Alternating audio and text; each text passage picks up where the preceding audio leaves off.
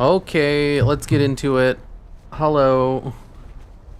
It's time for Yu-Gi-Oh! No, this is a World of Warcraft stream. Not a Yugi man's.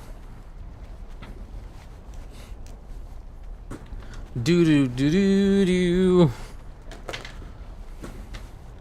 I have 1 month to hit max level.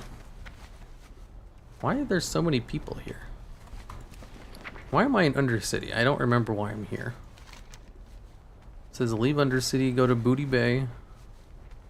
No, I'm not leveling fishing anymore.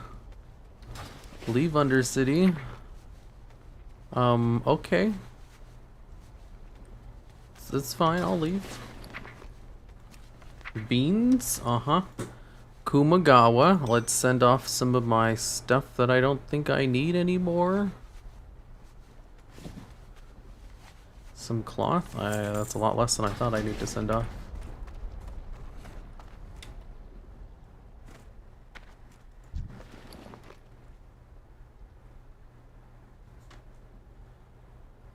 People are there because everything was announced yesterday? What? Wait, which trinkets do I have? Oh yeah, Argent Dawn one. Leave Undercity. Wouldn't it be better to fly over here? Do I not have a flight point connected? I guess not, otherwise it would be telling me to use it.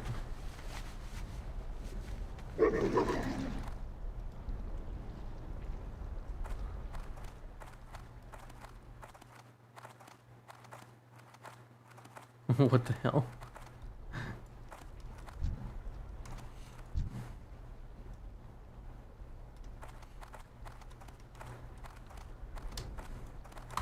See, this is why I have slow mode. It helps so much. Did WoW Classic launch? I'm sure Hero's gonna hit world first 60, right? I'm so close to being the first ever 60.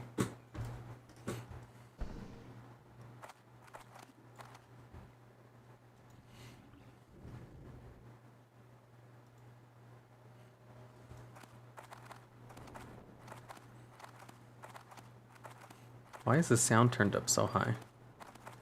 Alright, because I was fishing.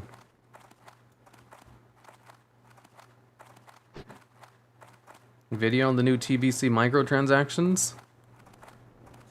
You want me to make a video about it to tell you that it's not as bad as everyone's saying? I'm not gonna do that. I don't want to defend microtransactions. But I also, you know, don't denounce it either because it's really not that bad. So like if I made a video, it wouldn't be a negative one. And I'm not going to make a video to defend microtransactions, so it's just not going to happen. $35 parasite charge, yeah. I will say, when I saw that it was $35, I didn't think anything of it. And then I saw people complaining that it was way too much. And I was like, oh, I think I might be out of touch when it comes to these kinds of charges because I don't see anything wrong with it. And then I saw people explain more why it's a lot. And I was like, yeah, I guess that makes sense. I can see that. It's not a problem for me, but I think that's just because I might be out of touch when it comes to pricing in this regard. Still in the 50s? Yes. Hello, I'm finally in time. Hello. Just wanted to wish you a great weekend. Why, thank you. Hopefully it's good. Still gonna reach 60? I'll do a marathon. I'll do a marathon stream. Just you watch. I'll hit level 60. Sound. Let's not have sound super low. There we go. This is better. Also, here you can write off your taxes as business expense. Yeah, but like you still have to spend the money. The thing is, like I've spent thousands of dollars on microtransactions and Duel Links. I've spent way more money on Yu-Gi-Oh stuff. Like literally thousands of dollars on the Yu-Gi-Oh game I play. So like 35 bucks, you know, for a character copy. It just didn't really register as expensive until people pointed it out. I was like, yeah, I guess that is expensive. Because like the Yu-Gi-Oh stuff, you know, is a tax expense. Like I do that because I need it for my channel. But since I'm used to spending so much in microtransactions, 35 didn't really seem like a big deal. Because it's like a one-time expense.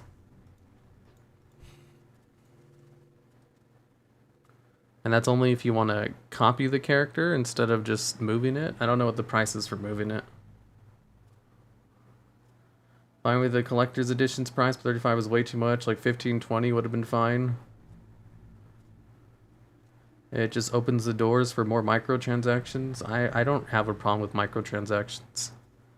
One of the big problems is that one of the underlying assumptions made with the price and adding stuff to the store is that microtransactions themselves are inherently bad. And based on that assumption and assertion, then they go, adding these is just going to encourage more. But I don't agree with the underlying assumption, because I don't give a shit.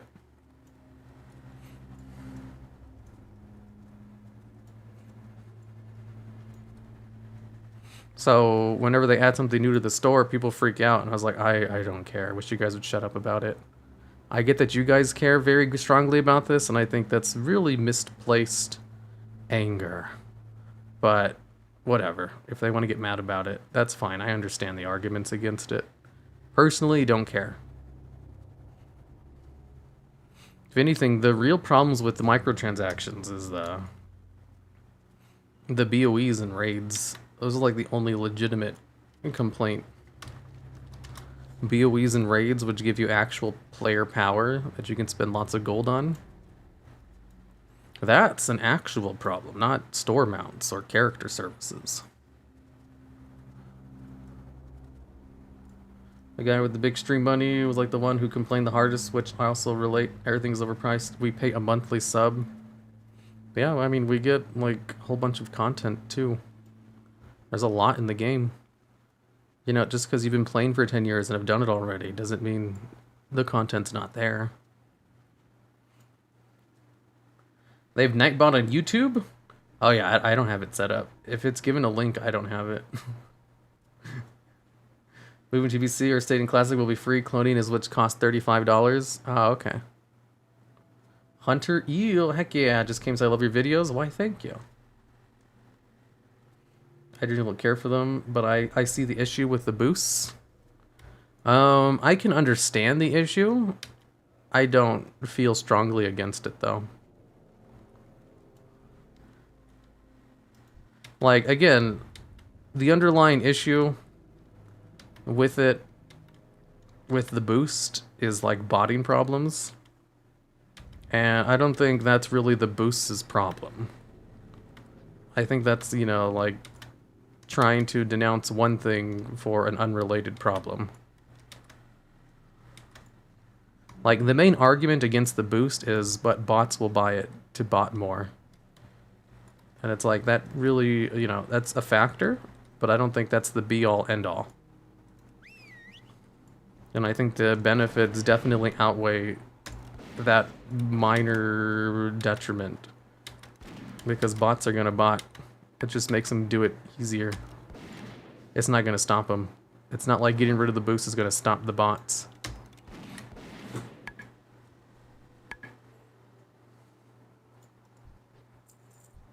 What are your thoughts on the TBC Classic release date? They don't really need as much time to work on TBC because, like, the game's already there. They just have to adjust the numbers. But I'm not a game developer. I understand why Classic took so long. I don't really think they need that much time to work on TBC. Because, like, TBC content's still in the game. And they already have the Classic client built. Like, all they have to do is, like, adjust numbers, which they can do in hotfixes. They don't really need a long patch cycle for that. Again, not a game developer. I could be totally wrong. It just, you know, I know as much about game development as all the other YouTubers, and in my opinion, I don't see a problem with it.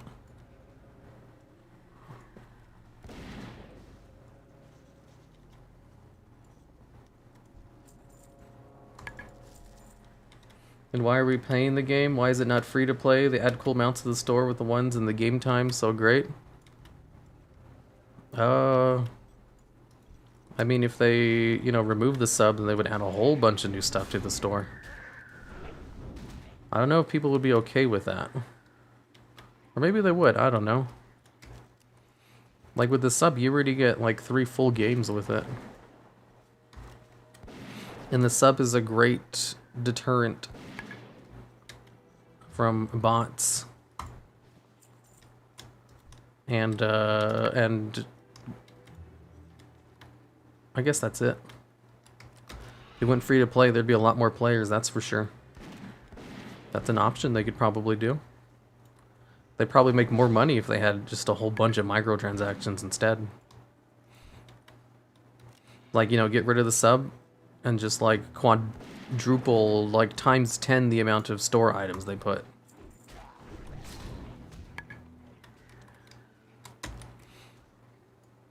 You know, if you pay for a sub once, you can already kind of play free to play. Because you can get all the gold you need to pay a sub in-game.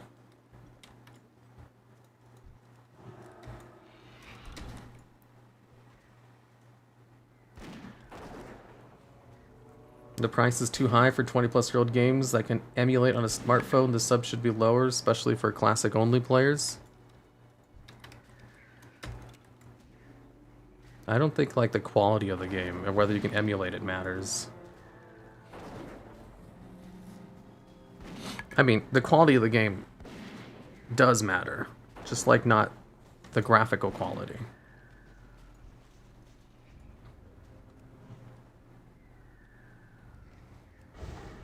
I think there are arguments for why it should be free to play, but I don't think that's a very good one.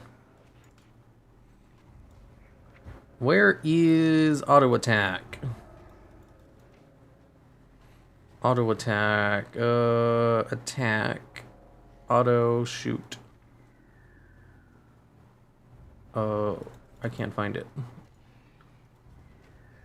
Is it over here? Because he won't shoot unless I tell him to. And if I'm out of mana, then I can't use an ability. Skinny, smelting, throwing, wolf riding, fishing, first aid, dual wielding, dodge, attack. Is this it? No, that's melee attack. I need to find out how to turn on auto attack. Is it in Beast Mastery? Is it under Marksman? There it is. Okay. I'm playing for free since I started in January. Yeah, if you you do have to learn how to play the auction house and basically play every day. You know, it's not free. You have to put in the time and effort to earn that sub. And at that point, are you even really playing the game if part of your game is dedicated to having to make the gold required to keep playing it? That's not really free to play. Your time is a valuable resource. And if you're spending any of that time for the sole dedication of earning money to play it, then that's not really free. In the, you know, technical definition of the word, sure, but like, practically, no, not really. Unless you make the money, like, unless part of what you do in the game is make money for fun, then it's basically free. But most people don't play the game that way. Scourge stones. I'm gonna have to kill a lot of these, aren't I? What do you think about the absurd price for the deluxe and character clothing? I don't care. The price points don't bother me. That's because I'm used to other games which have way worse microtransactions. Like, the microtransactions in WoW are ridiculously fair in comparison to other games I play. So until they get to the point where you have to spend $10,000 in order to compete with other players, then, like, you know, $60 for a extra mount, like, doesn't bother me. Like, microtransactions can get real bad. And WoWs are, like, purely cosmetic, and they're kind of rare. And they're kind of cheap compared to the other stuff. You know, Just because other games have it worse doesn't make it okay. I understand that argument, but like, because I play those other games, the microtransactions in WoW, I don't give a shit.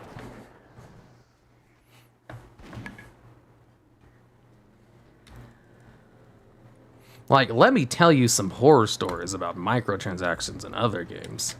I play Yu-Gi-Oh! Duel Links, and they come out with a new box like every month. And inside that box are cards. And the only way to get those cards is to pay for packs from that box. And that's it. There's no other way to do it. You can get a free currency to buy it with gems, but gems come in a finite amount. You can't farm them infinitely. So you only get enough amount of gems that they basically allow you to get if you perform a whole bunch of free-to-play stuff. So if you really need 3 copies of a card from a box, you have to buy basically a whole bunch of packs until you get them.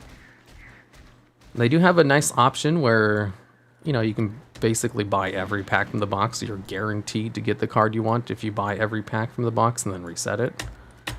But you have to buy a lot of packs nonetheless, no matter what. In Hearthstone, you can just make the card you want.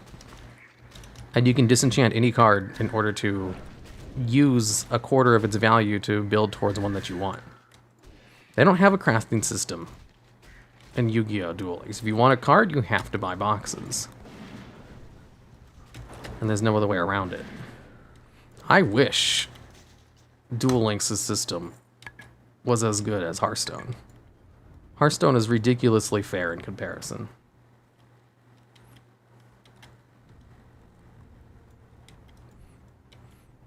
And then in World of Warcraft itself, you can buy power with BOEs from raids, and that is a problem. The mounts, though, who gives a shit?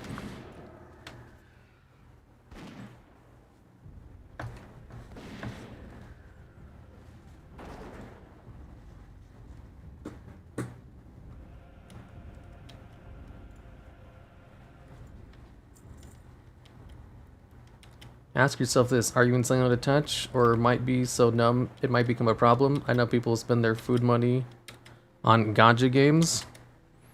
No, I think I just have a lot of disposable income. And I play games that actually have, like, real microtransaction stores. WoW's microtransactions are really fair compared to the rest of the gaming community. The only egregious example would probably be Overwatch and their loot box system.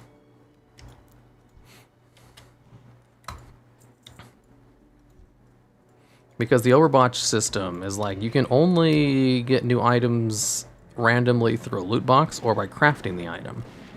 And the items cost a lot to make, and sometimes they're only available for a limited time. A lot of the times they're available for a limited time. So if you want like a Halloween outfit, you can only get it during Halloween. And because the amount of time to get it is so limited, you're encouraged to just buy a whole bunch of boxes in order to disenchant it, in order to buy it before that time period's up. I think they've been doing that in WoW recently too.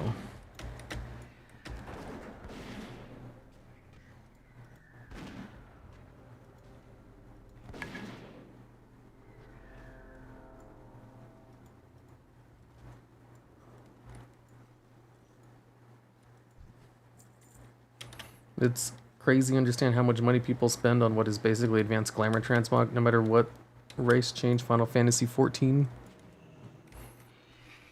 Heck yeah, people love their cosmetics. How long is it taking to get to 58? Over a year. Duel Links needs a crafting system, but as a longtime Hearthstone player, it's way more expensive. Hearthstone is more expensive? In what way?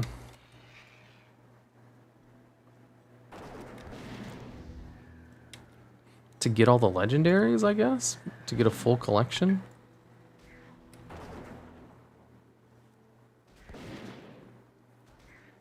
Have you got your Keystone Master for Shadowlands? No.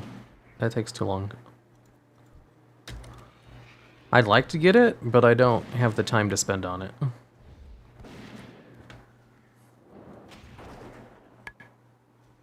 If you have a lot of disposable income, your disposable situation does not apply to the majority. Most people have a household, their money and stuff like that can be an issue. I know. That's why I said for this issue, I'm probably just out of touch. Like, that's something I acknowledge.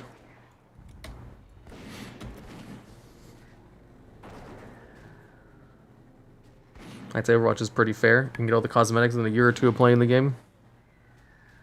All of them within a year or two? Maybe. Like, I'm just using Overwatch as like probably the worst example of monetization they have in Blizzard games. And I guess even that one's not that bad, although I don't know about that. I guess if you're used to free-to-play, WoW Store seems okay. Indeed, it doesn't offer much, except for boosts, but in my opinion, cosmetics are a big part of the game, but that doesn't apply to everyone. Sure, cosmetics are a big part of the game, but you'd be surprised when you see people complain about, like, whenever Blizzard adds a new mount or pet. They're like, why didn't you fix X and X problem instead of working on new useless stuff that no one cares about? Woot, caught a live stream. Love watching your videos, listen to your voice while I'm working. Why, thank you, Michael Bounds.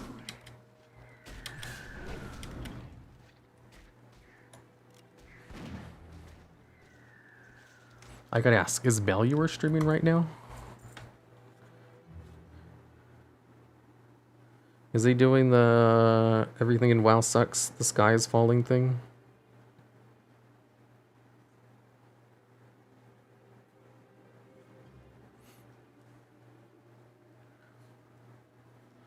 Amelia Watson streams in 10 minutes.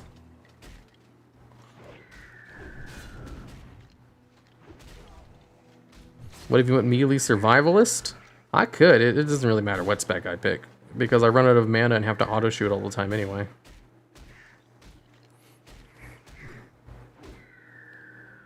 Did you say Asmongold offers constructive criticism to defend yourself from toxic fan base because Asmon literally calls it as brain dead and out of touch on his streams?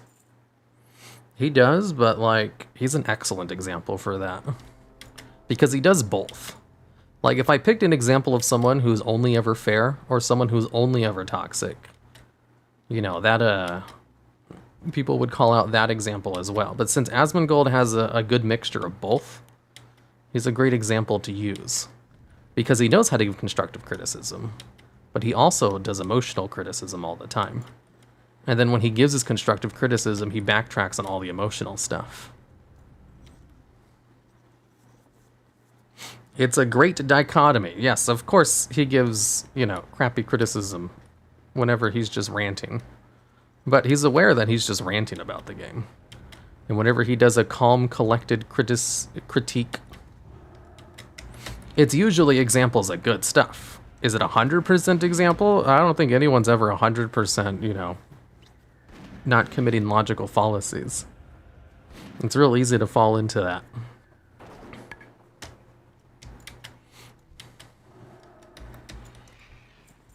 But I think Asmongold is just legitimately a good example. Of course, if you only ever just watch his clips, I guess it is easy to see that he only just, you know, gives emotional responses and nothing else. I'll donate $100 of charity to your choice if you say booba. No. Belluer is always doing that. He didn't always used to be this way. I don't think it was until BFA until he went real hard on, you know, dev incompetency. Asmon is just honest. Sure. During his rants, it's unfiltered. And then when he calmly collects himself, he filters it out. And he even apologizes for some of the stuff he says in his rants.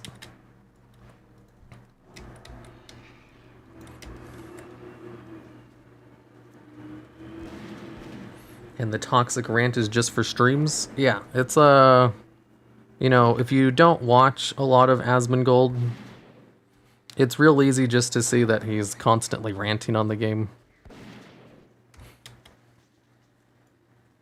from just clips, because negative clips are the only ones shared around.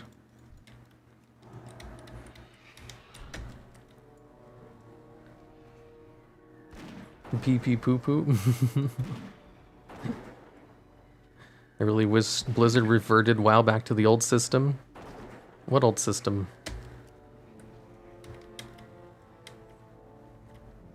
When he became a game dev himself, he started game as a game dev. I can say that WoW's... I remember once he said in a video that his friend was a script writer, and then he used that as a way to give himself authority when talking about lore. And I was like, okay, dude.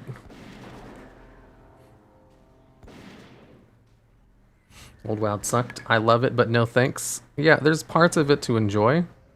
I think part of the enjoyment of older WoW is in a lot of the flaws that people complained about at the time. And then we just look back on those flaws with nostalgia. Like, remember when leveling was hard and fun? You know, sometimes hard stuff can be fun, but also people complained about it because it was hard. One of the biggest problems with modern WoW is that Blizzard gives players what they want too often.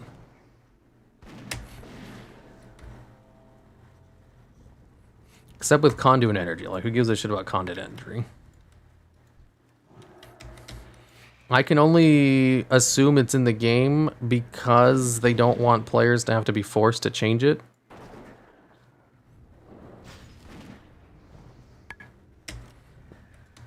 But, like, who cares?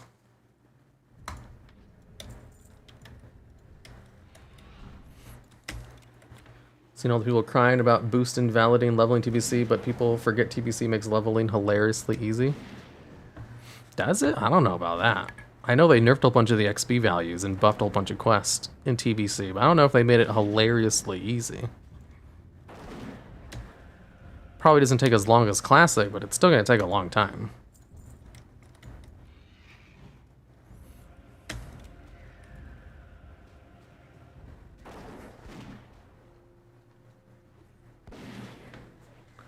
The fast thing is very true. People nowadays are used to pay fast money for fast adrenaline and dopamine rewards rush. Nothing is special anymore. A lot of the things people, like, decry WoW for like being boring, or like, what's the point of this? Or are they just trying to force us to play the game longer to increase engagement numbers, are just like mainstay staples of MMOs. You know, grinding is just a staple of MMOs.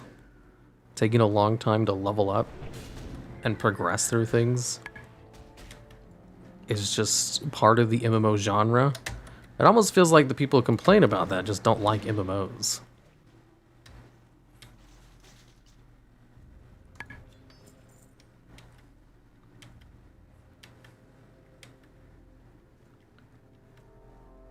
It's not fun to hear him only complain about the game. Yeah, that's true.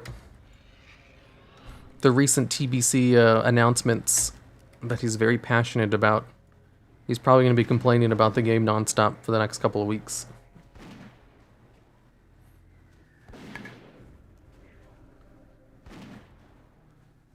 I really enjoyed your latest video. Why, thank you. I will say, the last video was just a very cleverly disguised rant. It wasn't really meant to make a point. It was just a rant that was very cleverly disguised because I saw a video that just really pissed me off with how terrible the criticism was. I was like, oh my god, this is bad.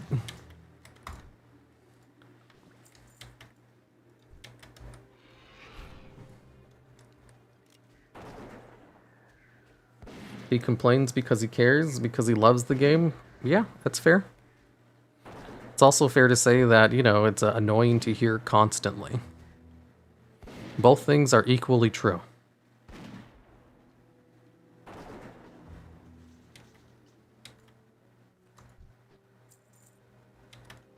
What do you think is a good thing Blizzard can do with old content? You gotta be more specific than that. What, in your opinion, is old content? And what do you mean, what can they do with this undefined old content.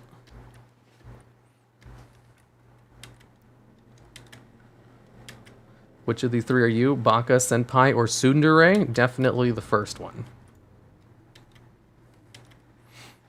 I wonder if the WoW community player base who constantly complains even like the game or just hate play it. I remember I saw this meme someone posted on my Discord. It was about someone who was playing a game on Steam and left a negative review for it. But, like, they checked the hours played. The guy left a negative review for the game after playing it for 9,000 hours. And then he had 18,000 hours on the game. So after leaving a negative review after playing the game for 9,000 hours, he went on to play it for an additional 9,000 hours. And the meme was basically, this is WoW players. They hate the game, but they still play it anyway. I remember I was reading some things about, like, Final Fantasy refugees. And they're like, you know why WoW players never complain about other MMOs? It's because WoW players are too busy hating their own game to care about other games. Like in Final Fantasy, you know, this is secondhand knowledge, so I might be wrong. But based on what they said Final Fantasy players are very positive about the game. But also, they're very, you know, they shut down criticism really hard. And you're not allowed to criticize the game. It's kind of like classic WoW before Phase 2. Where if you said anything slightly negative about classic WoW, you would get, like, downvoted or dislike bombed to hell. And then after Phase 2, they kind of loosened up on that. They're like, yeah, you know, hey, some things in classic were actually kind of shitty. Who would have thought? And since they have a positive culture about it, they usually just unite in hating other MMOs. Which is what classic WoW did too. They would unite in hating retail. In World of Warcraft retail community, people are too busy to hating the game to care about other games. And I also heard it described in the same vein as Star Wars fans. Nobody hates Star Wars more than Star Wars fans. Because we love it. I know, yeah, criticism is great. Good changes get made because people complain loud enough. I would never say don't complain about the game ever.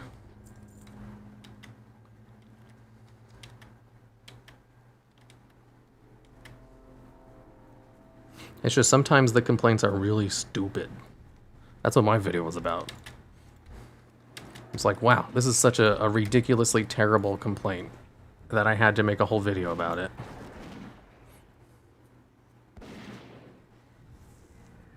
Yeah, it might have missed it on release classic, but all the toxic from retail vanished when the first wave leveled to cap. It was much needed breath of air.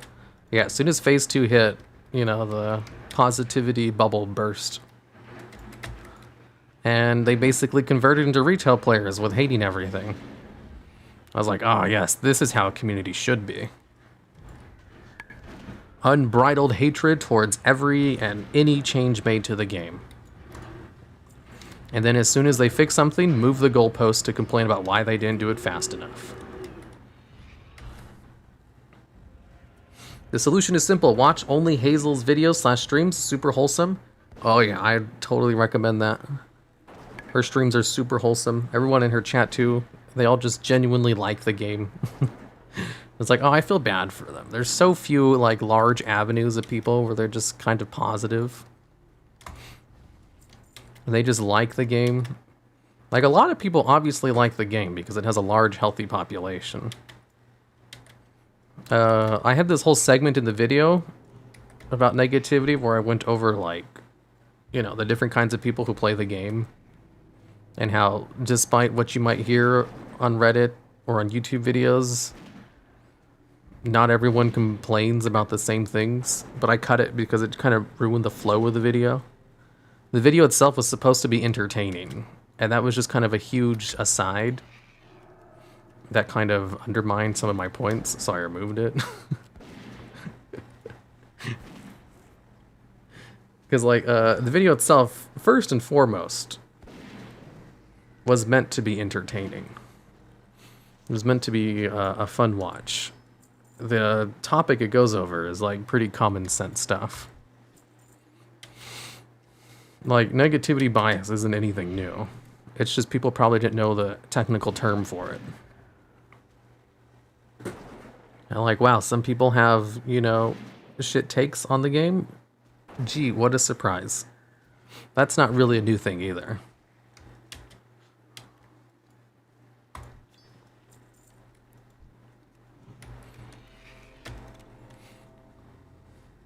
And I'm probably not even the first person to say it. I'm probably the only big channel who just bothered to make a video on it.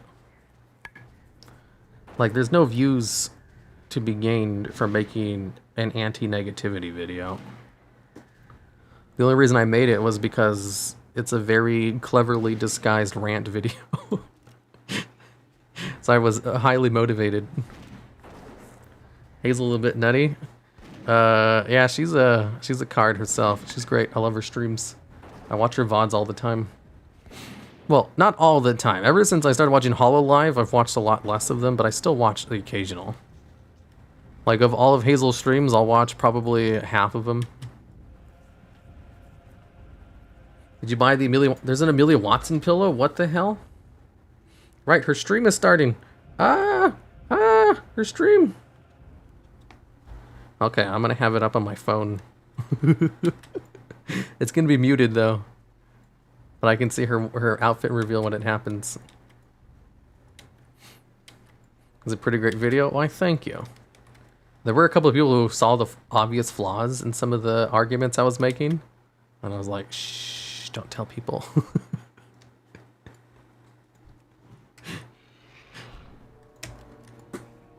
Don't forget the haaaave stream. Yep, I have it. Is Classic even active anymore? I'm not sure. I rarely play Classic. I love retail to knowing how so many non-retail players are complaining about it, and even retail players I feel complain about stuff that doesn't matter 8 times out of 10. Yeah, for sure. They love to make huge points about minor stuff. What is it? Mountains out of molehills? I think it got really popular because in BFA there were a lot of big stuff to complain about. Like actual legitimate, just fundamental problems with the base gameplay. Which they largely fixed in Shadowlands. So, like, they're so used to complaining because they had, like, premium stuff to complain about in BFA. Like, the best stuff. The A+ S tier complaints. Like, you can complain about, you know, Azerite armor for days, and you'd be like, yeah, it was really bad, and it kind of ruined the game. But we don't really have something like that in Shadowlands, so they still have the same level of fervor, as they did from BFA, because it was so recent. And, you know, they just don't really have the same things to complain about, though. So they make really big deals about really minor stuff like conduit energy. And it just doesn't really hit as hard because it's not as important as Azerite armor being a complete failure. Would you say BFA cumulative and reinforced negativity culture in the WoW community? I think BFA was just like at the point where a lot of WoW YouTubers are just bigger and have bigger voices now. Because wasn't it in BFA where Asmongold became one of the biggest streamers? Wasn't it in BFA where Belluar hit over 500,000 subs? It was just like the perfect storm of voices getting really big at the time where the game had a lot of stuff to complain about. I don't know, I'd have to look at market trends in order to get a real picture of it. Asmongold's reaction videos literally took over YouTube. Oh yeah, the reaction videos. Right, he's a really popular reaction YouTuber. Like, dude, reaction channels, that's like cream of the crop. You can't really get, like, better content creation than reaction videos. Reaction videos require a force of personality where people care about your reactions. But once you have that, then what you need is someone who's you know, Asmongold is a good reaction YouTuber. He also has the force of personality people want to see his reactions to things. And then once you have those two things, you're good to go because reaction videos themselves are real easy to make. and they drive ridiculous engagement because you're basically reacting to other people's, you know, good videos or bad videos where they make fun of it. Both of them are good. If you watch good or bad videos, they're entertaining. And then you get to see a person whose personality that you care about, you know, give their opinions on it. It's premium stuff. It's like a high engagement rate, a high clickability. People want to see the reactions to it. And they're easy to produce. Like the video I put out yesterday, which was 12 minutes, you know, probably took me 3 days of work to make. However, someone can react to the video in 15 minutes and get 2 times as much views. Not everyone can do it. You know, reaction channels themselves, cream of the crop. And like, if you want to make it be a YouTuber, but not everyone can do it because it requires a lot of back-end stuff. It requires a brand built around your personality. It requires, you know, actually having a face cam. And it requires, you know, people who want to upload the clips for you because there's lots of copyright issues. But if you have all that stuff out of the way, you know, great channel. Like, you can't really compete with reaction channels. They're like, I don't know of any other types of channels that really generate a ridiculous amount of buzz. And Asmongold is an excellent reactor. That's really his biggest point of success, is probably the fact that he had so many people clip his reactions. Look at the super chats for Ames. 500, 500, 1,000. You can't super chat 1,000. 500's the cap. You actually get store stuff? I get expansion cosmetics, 6% off, and charities. Yeah, I have everything on the store. Like, literally, if there's something on the store, I have it. Because, like, there's so few things. If anything, I mainly buy this stuff, like, out of spite. Because people make such a big deal about store mounts. I was like, I'm gonna buy all of them. I'm gonna buy all of them just to show, like, how much it doesn't matter. There's so few of them. Who just like shooting things they care about. Oh, wait, let me mute my mic.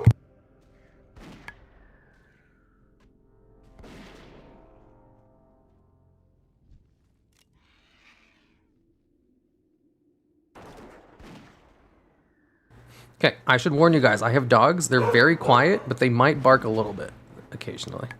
Do you feel like people reacting to your videos cannibalizes viewers or gains you viewers? Would you prefer people to react or not react? People reacting to my videos, like, it's fine.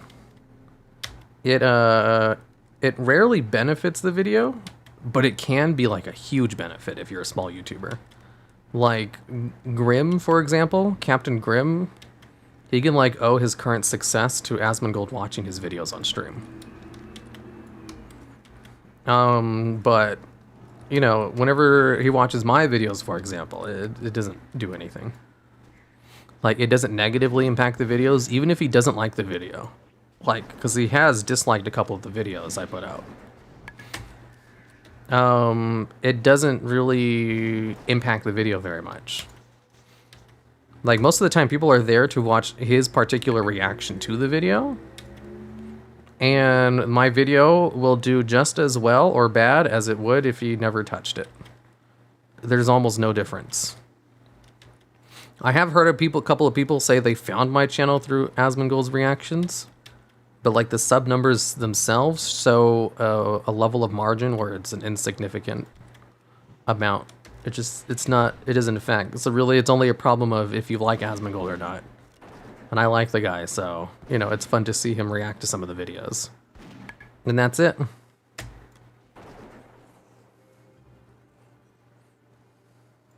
you have video ideas that you think are too controversial? Oh, yeah. I have a super controversial idea that I'll never make. Basically telling people, you know, hey, store mounts aren't that bad. I would never make it because what's the point? People don't watch my channels for my opinions. And that's all it is an opinion. And it's opinion that I don't hold very strongly. You know, when you say you don't care, that means both ways. Not caring means you don't care if it's in the game or not. If I liked the store mounts, that's a different opinion from not caring about store mounts. Reaction videos inspire conversation. They just inspire all kinds of engagement. Reaction videos are like cheat codes to getting a shit ton of views on YouTube. But not everyone can do reaction videos because they require a brand built around your personality. So like no one's gonna watch Joe Smo's video about, you know, him reacting to whatever video I put out because no one cares and no one cares about me. So they're not gonna watch someone else react to a video that I have. What are store pets for battle pets? I have all the battle pets too.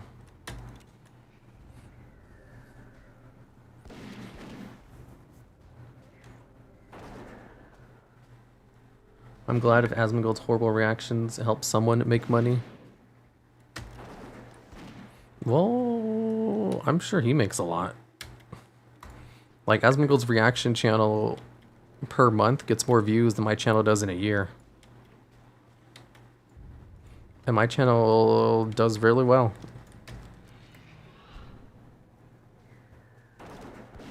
And Critical can react to dog shit.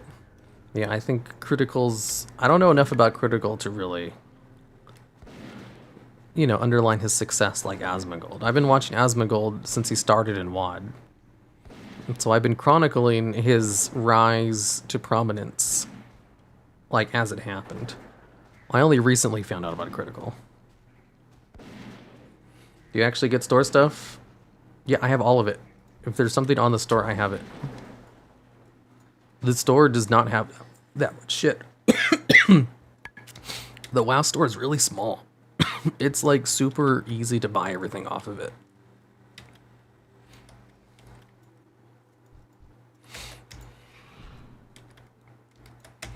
Like, if I wanted to whale on WoW because I like the game, there isn't enough content for me to pay money on.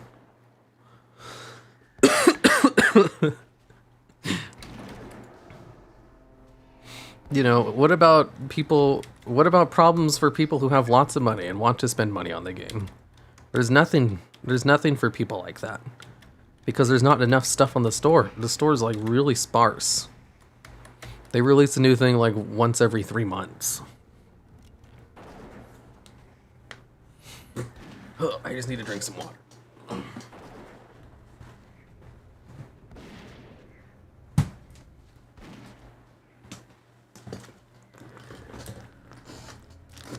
Ugh.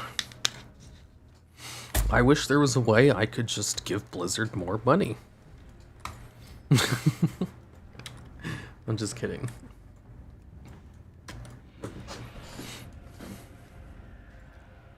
Goddamn entertainer, from bald memes to stick legs, rants and great speeches. Oh yeah, Asmongold, he's a natural entertainer.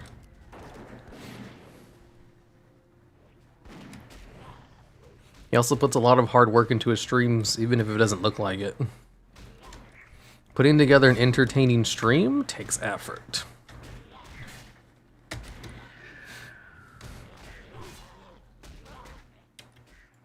Oh my god, stop attacking me!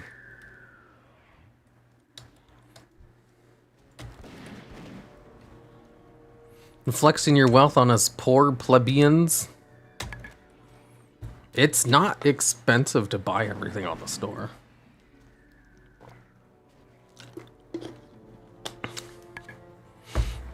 You could probably get everything for 200 bucks. And in terms of microtransactions, that's super cheap. Take this mobile game I used to play, for example. It was called Idle Heroes, and everything is pay to win in the game. And there's this one item you can buy, which basically allows one of your minions to become immune to stuns, which is super valuable in PvP. And every team you have has 6 minions. So in order to buy 6 of them, you know, you'd need to buy it 6 times from the store. And in order to get enough resources to buy it a single time, you have to spend at least $900. It's there's no way to get it for free. The only way to get it is through a special event, and the only way to get enough materials to buy it a single time is to spend $900. So if you want one of these, trinkets for all 6 of your characters to make them stun immune, which is super good in PvP, that's gonna run you, let's see, 900 times 6, $5,400, 5,400, and a ridiculous amount of people foot up that build, no problem. Like, in that mobile game, to be competitive, you have to spend tens of thousands of dollars. And that's just to compete with the other people who also spend tens of thousands of dollars.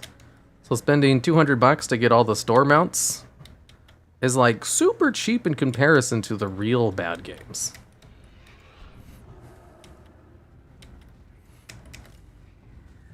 Opinion people buy boosting for golden PvP. What would you do about it? I think boosting's stupid. Like, what's the point of getting an achievement if you're not gonna earn it yourself? But that's just because that's how I play the game. Boosts are dumb. If you want to waste your money on it and people are willing, free market, go for it.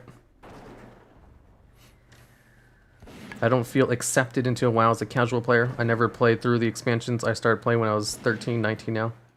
I couldn't sub, so I mostly played at just level 20. Yeah, that's super casual if you only play up to level 20. I'm a classic player, a casual player. And I have a lot of accomplishments that most casual players don't have. Argument people use against microtransactions, WoW, is that you're already paying $50, therefore there shouldn't be a microtransaction option. Yeah, that's like the main underlying argument, and I get it. And it's a perfectly valid argument. I don't agree, but I also do kind of agree that it's a good argument. I don't think it's that big of a deal, though.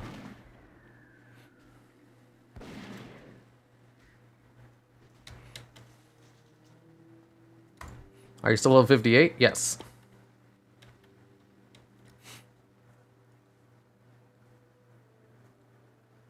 Oh, here, I forgot. You should download Spellbooker Bridge add-on. It's good. I'm off to go do stuff. Why would I get the Spellbooker Bridge? I don't see how any add-on... I don't know what that does. What are your opinions on private servers? You mean illegal servers? Private servers are just for people who want to play the game but don't want to pay for it.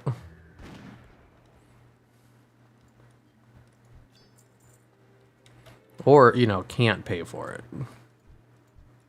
Not everyone lives in a first world country and wants to play World of Warcraft,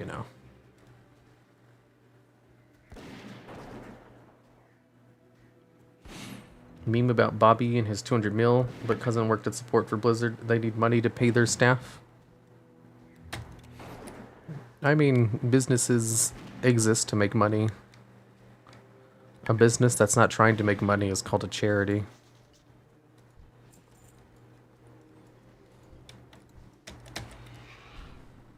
Like, the same people who complain about Blizzard adding stuff to make more money also, sell merch, have a Patreon. It's like, you already make money from ad revenue. Why do you need extra money?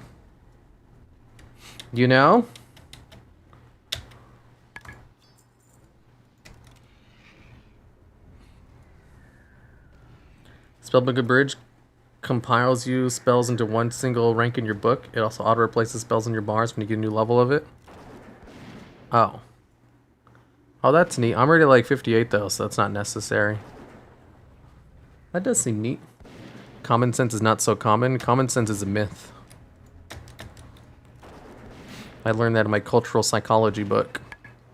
Here's why it's a myth. Common sense is determined based on region. And it can change depending on just who you're friends with. Which means it's not actually common. It's more of those are social rules that you expect everyone else to follow. One of the biggest examples is this one little question. Take this scenario, for example. Say you're in a flood. and you only have enough time and room to save one person, and two people float down a river next to you within equal reaching range, do you save A, your mother, or B, your child? Those are your only two options. You can't save both of them. You only have enough time and room to save one of them. Which one do you save? Common sense dictates that you save the child, obviously. And that's a more Western ideal. If you ask someone in the East, they would say, well, you'd save your mother, obviously. You know, in both cases, you don't want either of them to be lost. But if you have to pick one, it's common sense in the West to pick the child, whereas it's common sense in the East to pick your mom. And therein lies the myth of common sense. It's not, it's just made up. It's a human construct. And it changes based on regions and people.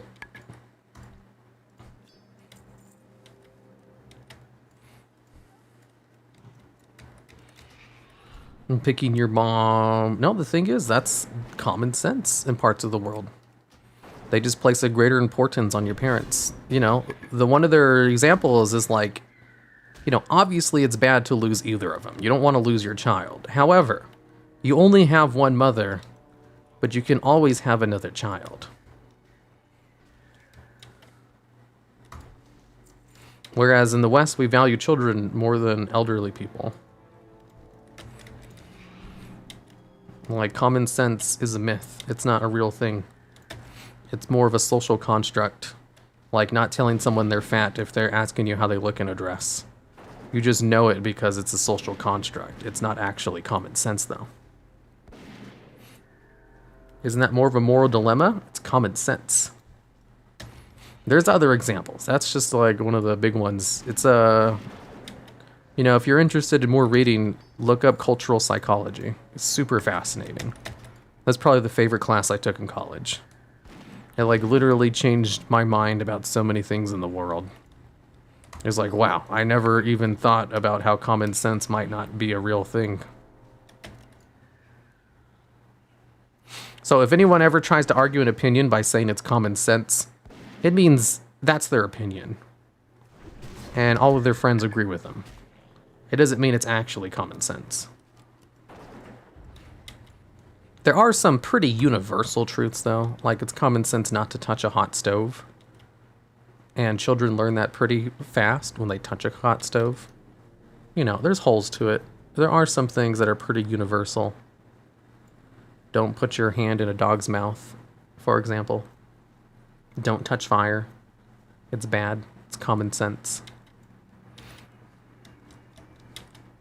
But, you know, when you get to more social stuff, there's a lot of variance. Like, store mounts are bad because that's common sense. In your opinion, it is.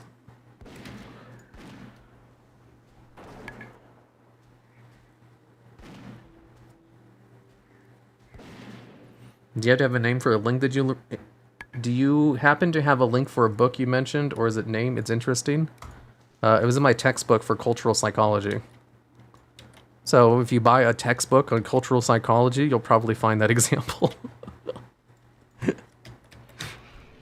The concept is called cultural psychology, if you want to learn more about it. So wouldn't the criteria for common sense just to be universal? No, common sense is more like a loaded word.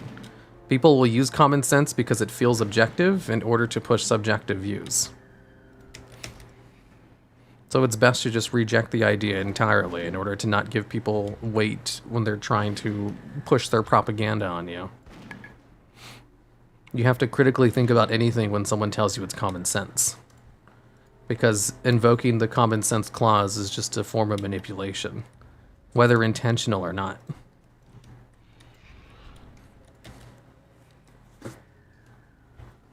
$400 textbook? Yeah, you can probably just read it on Wikipedia or just articles online. Cultural psychology is very interesting. I wasn't expecting that. Like, for example, a lot of things, this is kind of a hot take, kind of political, But a lot of things people associate to race are actually just culture stuff and have nothing to do with race.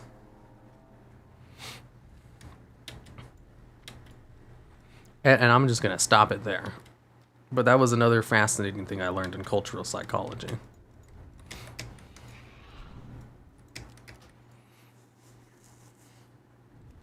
I was going to assume no one has any idea what they're talking about or what they're doing. Yep, basically. That's a really good thing. Like, assume everyone is just talking out of their ass.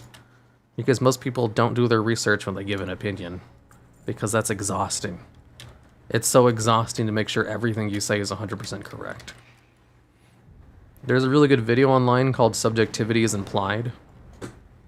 Where basically it says, if anyone is giving a fact as if it's objective data, it's an objective opinion that everyone agrees with, just remember that it's actually a subjective opinion. It's their, you know, just that. It's their opinion based on what they think is fact.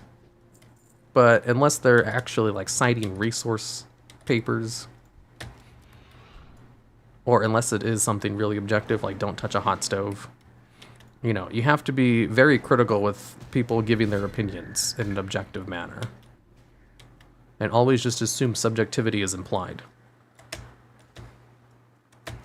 Because constantly telling people, you know, it's just my opinion, but blah, blah, blah, it just ruins the flows of videos. Like, I say everything I say with confidence, but that doesn't mean I will stick by everything I say 100%, because I'm wrong a lot. And if I'm wrong, I freely admit it. Because if you admit your mistakes, people like you more. It's a very attractive quality to admit when you're wrong about stuff.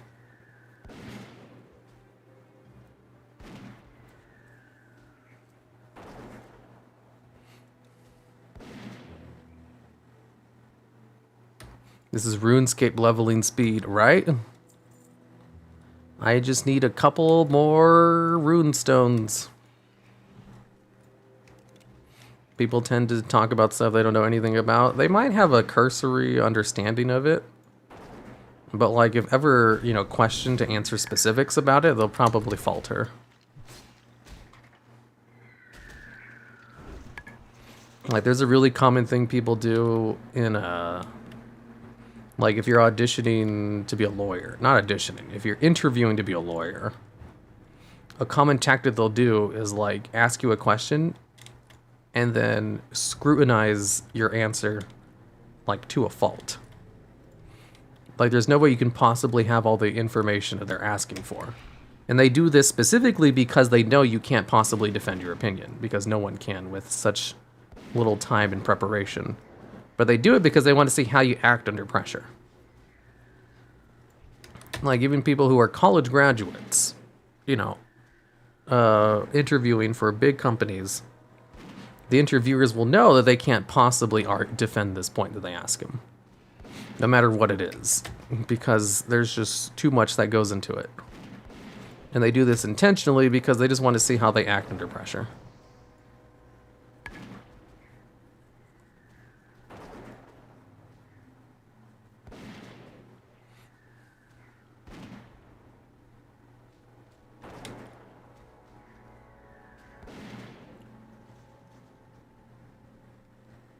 Here, I've been seeing you reaching level 60 TBC. Does it take you that long to level? It takes so long to level at this range. It takes forever.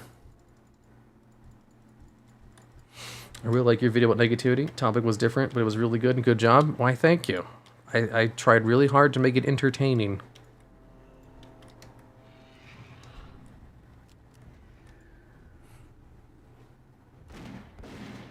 I watched Star Trek and actually wondered if human race could get to that point of peace. Crime still exists, bad people still exist, but no poverty, hunger, or the need for money.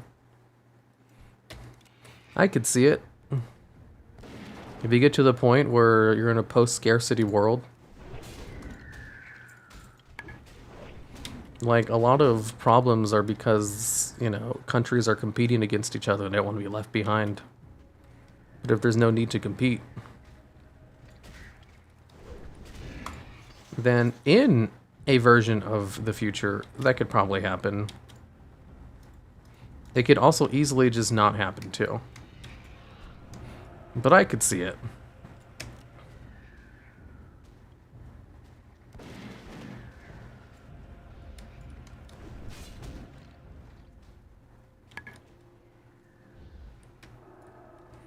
I didn't know you had a Yu-Gi-Oh channel, and this, I thought it was 2 other people for a long time. I have the exact same voice in both channels, though.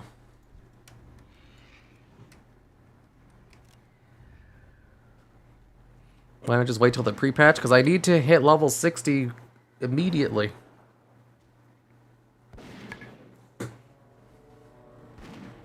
Only bad thing about mounts is the price. 25 bucks can get you way more than the same mount and better model than usual. Yeah, I guess 25 is kind of high. I wish they were like 10 bucks. Have you watched so much anime? Because I watch 2 episodes a day. And if you do that every day, that's like, what, 600 episodes a year? You can watch a lot if you watch 2 episodes a day. People always slash spit on me on my store mounts. I don't think I've ever had anyone say shit about my store mounts, and I ride them all the time. Okay, I'll be right back.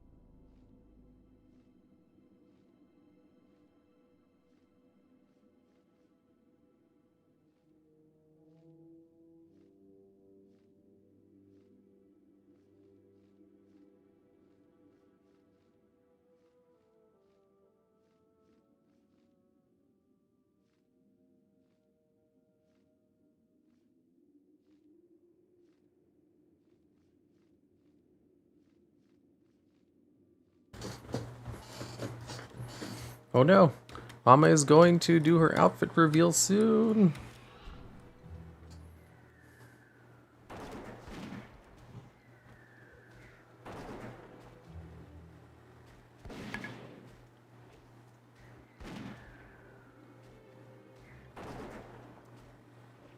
How do I start the first TCG shop? I have no idea what you're talking about.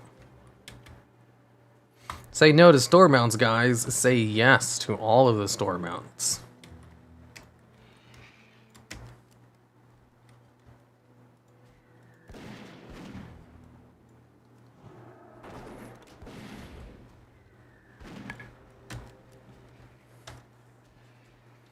I don't really understand the complaint about the pre-patch being 2 weeks long. It's normally... like, the beta hasn't been out long enough. No, it's still a closed beta, right? We haven't had an open beta yet. It's just because they're used to betas taking a lot longer. So it's indicating that the game's probably being rushed. And a rushed game is usually bad. If the game's fine, then it's more of a, you know, preemptive, maybe it'll be bad because they're rushing it thing. It could be fine, but it never is. There's always going to be some problem. And because it's being rushed, they'll most likely blame it all on that. Which, you know, probably true.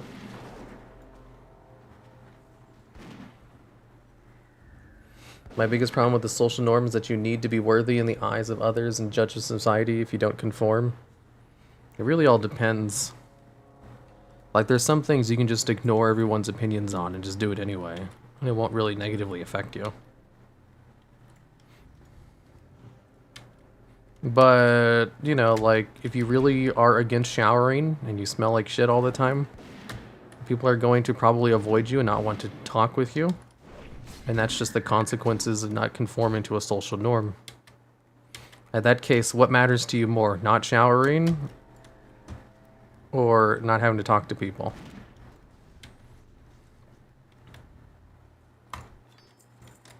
However, if the social norm is like, you know, you have to get married and have kids and get an office job, and you don't want to do that, then don't do it. And in that case, people are still going to talk to you. They'll just nag you about it. And be like, ah, shut up. I do what I want.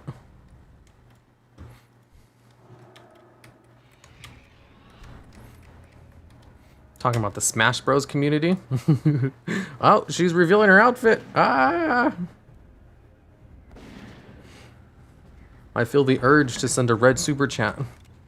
I won't do it though. Oh no. The outfit. She has a Pokemon thing for it. Oh, this is so cool. Why is Ame so creative? If you guys want to watch, go watch Amelia Watson's stream reveal. Although if you're not into VTubers, you won't get it. You'll just be like, what the fuck? This is weird. I can't remember the last time I showered. Ew, gross. Thank God I showered twice a day. I used to shower twice a day when I worked out. Now it's just once a day. There are apparently a number of bugs in late beta. Yeah, probably.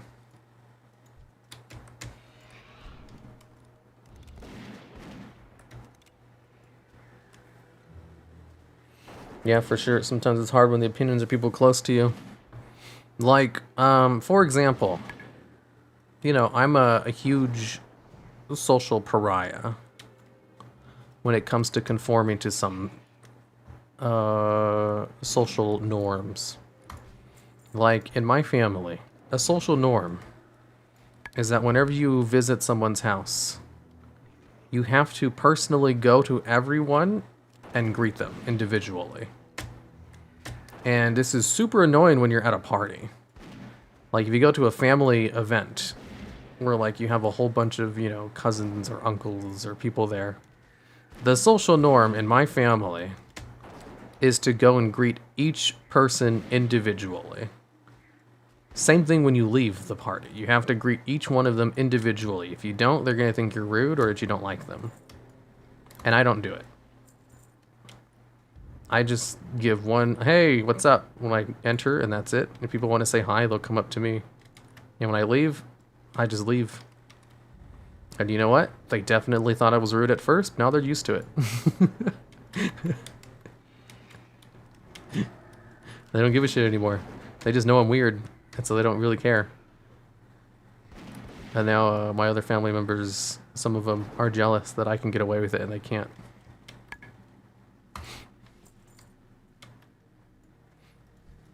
You know, if you're confident enough, sometimes people will give you slack. They'll cut you slack if you do it confidently. Why are you booing me? I'm right. Exactly. Even if you're into VTubers, it's still weird. I don't know about that. It's a new outfit. Man, Ina's outfit was so good. Hi, can you show me your talents? Sure. They're not optimal. I take them because they fit my style of play. Oh my god, this is the best outfit reveal out of all of them. She really pushes the limits of what you can do with OBS.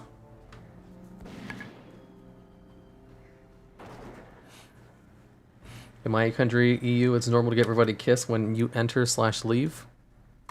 Yeah. Like, there's another social construct that my family does, which isn't normal. And that is every time there's a holiday or a birthday, like, our immediate family gets together in order to celebrate it. And that's one I'm perfectly fine with because it's kind of fun. But if I didn't want to do it, I would, you know, just feel like that's too much. You don't want to get together for literally everything. But, you know, sometimes we have good food, watch a movie, play board games. It's fun. I got no problems with it. So, like, I understand it's an abnormal social norm that only my family does, but I'm fine with it, so I participate. Like, you know, we have social norms that are different, or, you know, there are just ones that are everyone does. And I basically just choose which ones I like and which ones I don't. And I'll participate gladly in the ones that I think are cool. And I'll just disregard the ones I don't.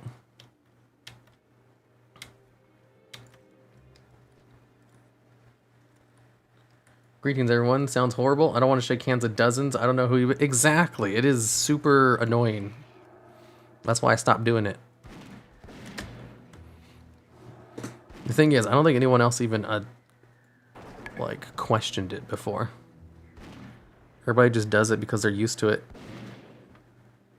I was like, this is dumb. I'm gonna stop. And so I did.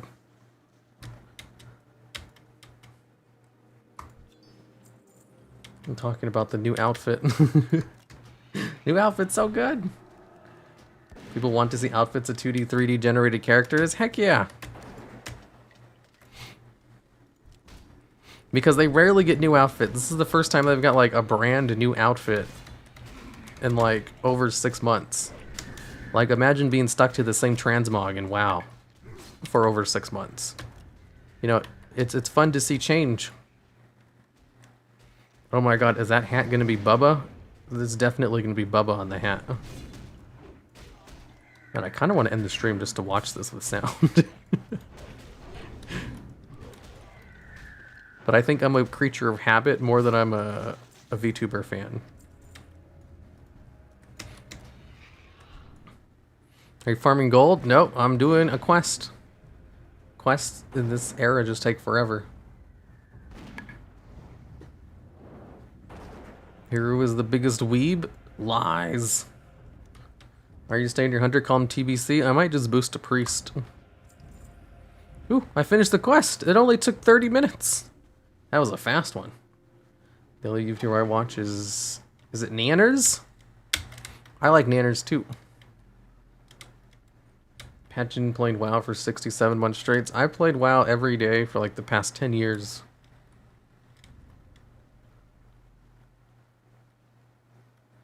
Do you know the YouTuber Glink? No, I've never heard of him. Your last video reminded me of him? Really? In like a good or bad way? I can't afford a car. Where I live is not necessary. People show apparent disappointment when I say I don't drive. It's very valuable to have, but it doesn't make sense for me right now. Dude, I don't have a car either. Whenever I go out, I just borrow either my younger brother or younger sister's car. Like, I don't have one either. I have a license. I can afford it, no problem. I just don't have one. I'm gonna buy one soon. I had one before. I've had cars in the past. I just don't currently own one. And yeah, I don't really need it, but like it is a nice convenience. Although I will say, people don't really question anything I do in my family, because I've always just kind of done whatever I wanted. Like when I started doing YouTube, no one thought it was weird. And when it started succeeding, they just thought that was neat. It is a Bubba hat. I knew it.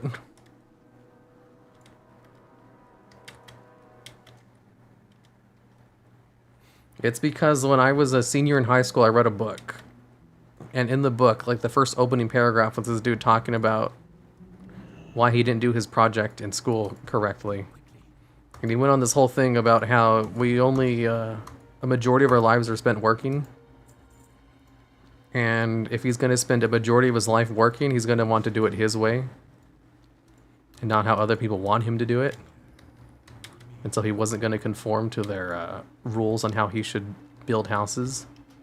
And I was like, whoa, I'm a senior in high school. I'm about to go to college and decide my career for the rest of my life. Do I really want to go for architecture when I don't really care about it? No. So I immediately changed my major and did not go to school for architecture. And then did nothing for like 5 years. And then kind of accidentally fell into YouTube 4 years later. But I decided, no, I'm, you know, that's a good point. Excellent point. You shouldn't live your whole life because people expect you to do something. You do it because you want to. And you take no compromise. You know, assuming you're in a position of privilege where you can make those kinds of decisions. Not everyone can make those decisions. Sometimes you do things because you don't really have a choice.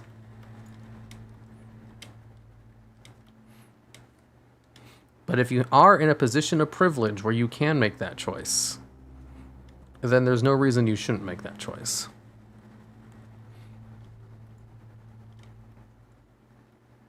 Here is the oldest of the litter? No, I'm second oldest.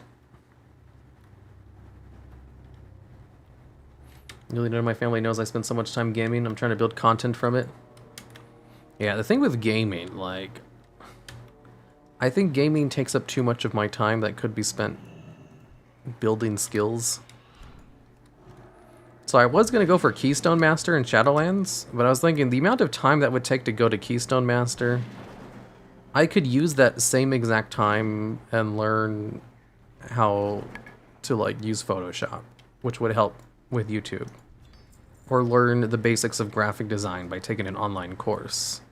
Or learn a second language so I can watch Japanese VTubers. Or, like, learn how to draw so that I can draw better ghosts in videos.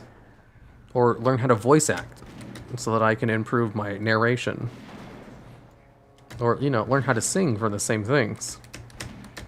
Like, all that stuff is time, and I spend all of my time playing video games.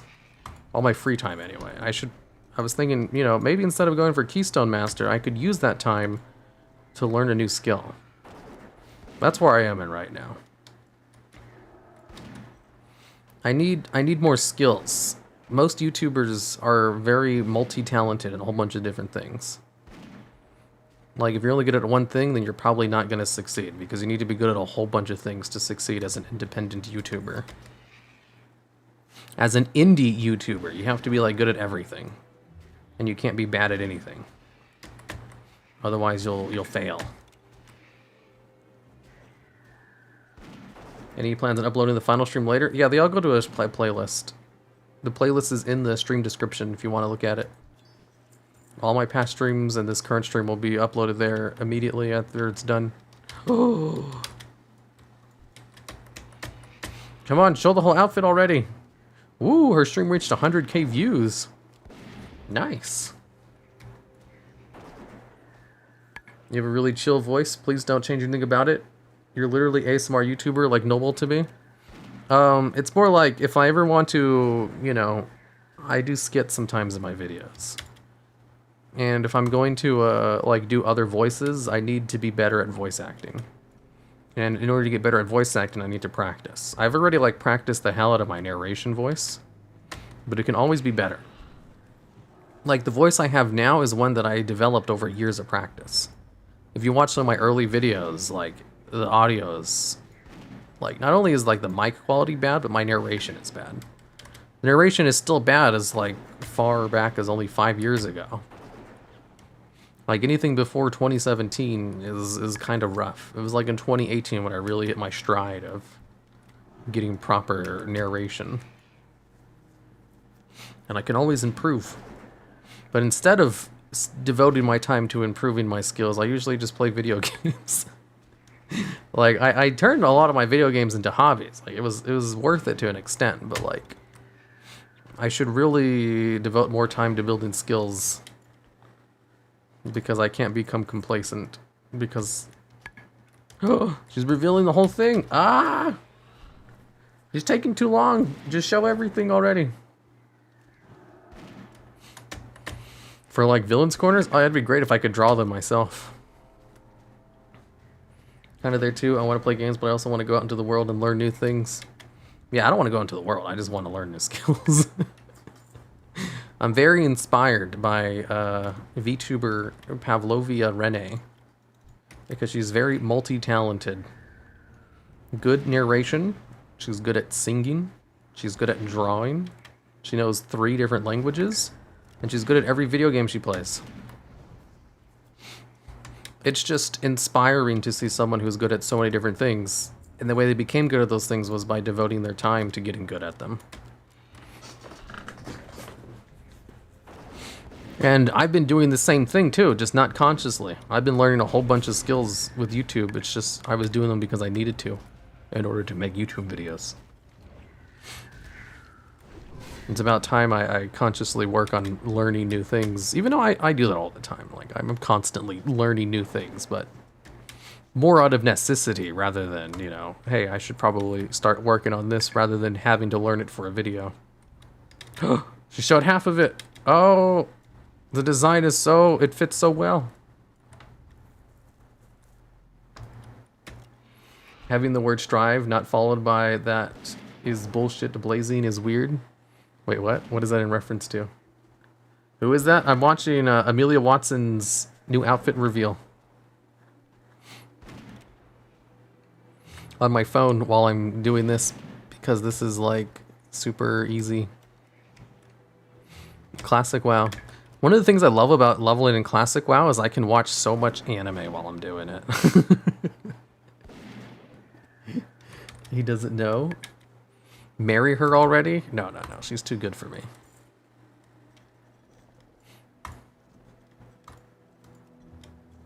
You sound like a creep? Yeah, I totally get it. This sounds really bad out of context. Even in context, it's kind of weird.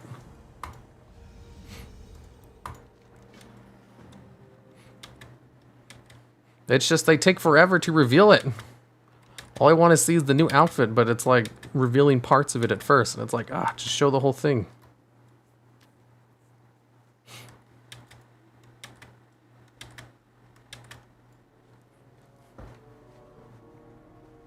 That sounded so bad out of context. I know, I know. I'll stop.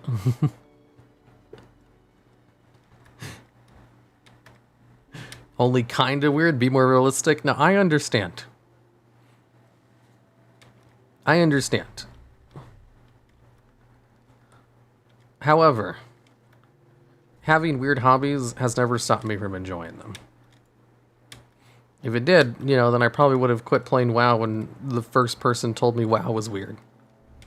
People said, wow, you play WoW? That's a weird game. I was like, fuck you. I do what I want. Or Yu-Gi-Oh! You play that game? Isn't it for children? It's like, yeah, it is, and it's fun. So fuck you. I do what I want.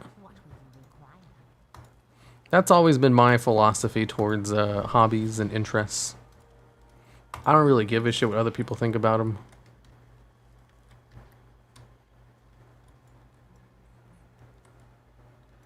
Just play Smell of the Game for Guilty Gear Hero.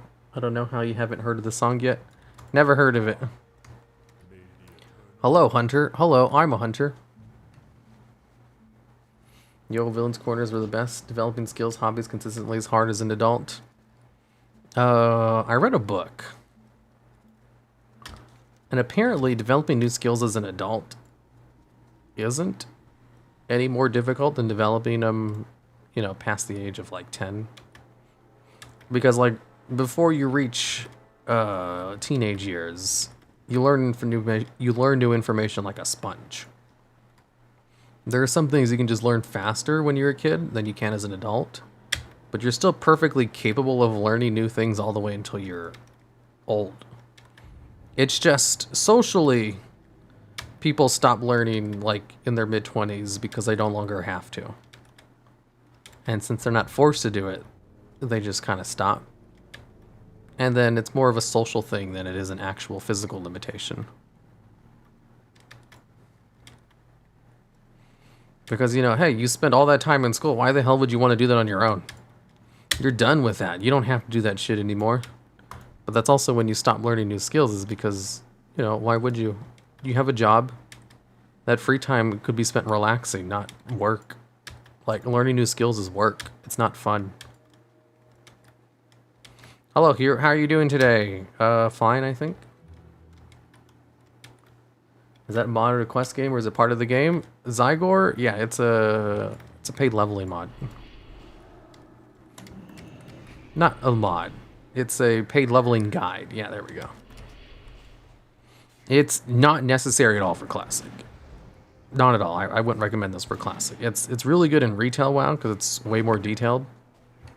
But like I have it for retail, so I'm just using it for Classic.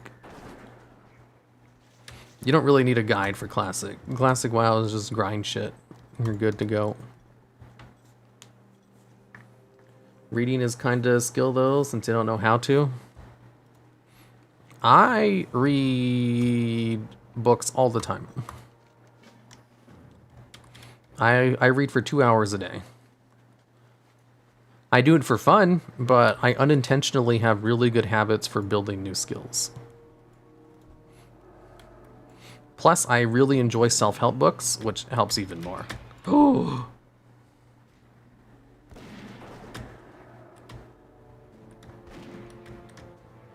Be right back. I need to grab my credit card.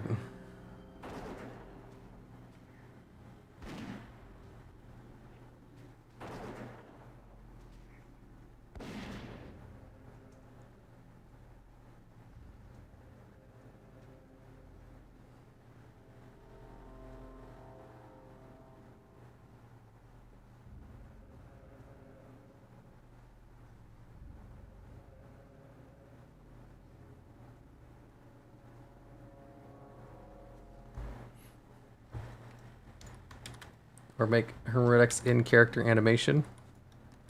Have you guys never seen my true face? Have I never showed my true face here before?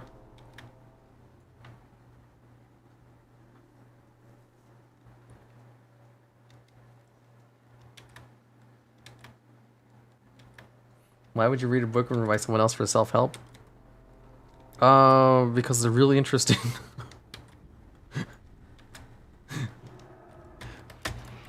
There's so many different types of self-help books. They're all under the same genre, but they cover like vastly different things. Not all of them are like, you know, how to be happy. How to be happy books are worthless. There's a lot of them, but they're worthless. I don't think any of them actually give any good information. I read books that like, the last one I read was like talent is overrated. It was a book about, you know, the myth of talent and how it doesn't matter as much as popular culture makes you think.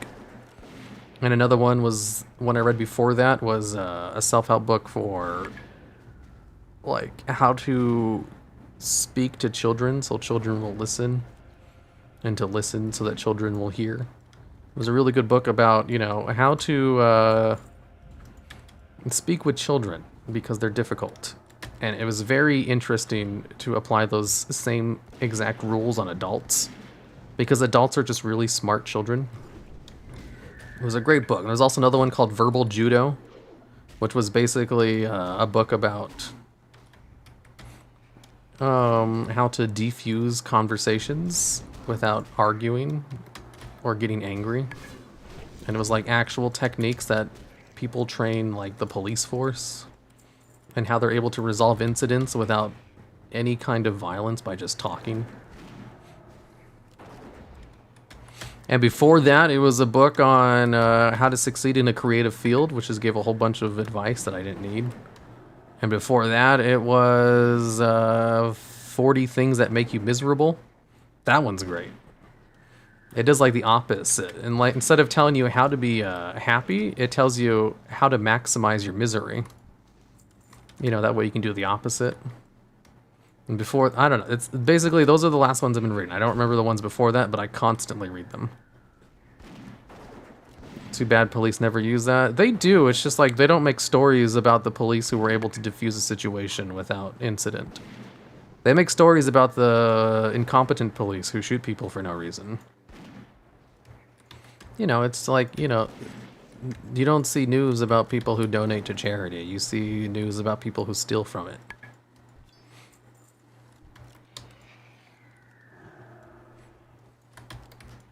Verbal Judo is a really good book. I highly recommend it. And Filthy Frank. Whoa. It even has glasses. You read 12 Rules for Life?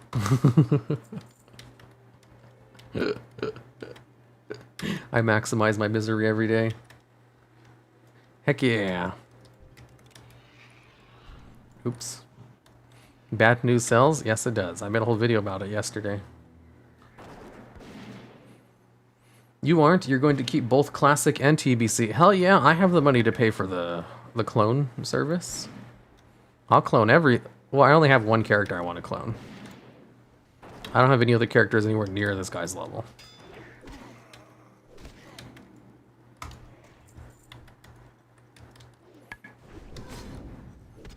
Everything is okay. Newspaper is not going to sell. Exactly. You don't report on positive information because, like, that's the norm.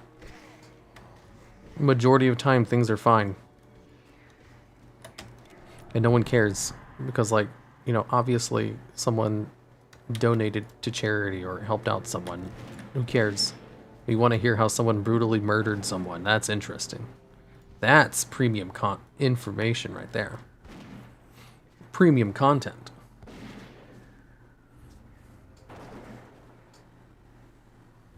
Filthy Frank's survival school tips were great back in the day.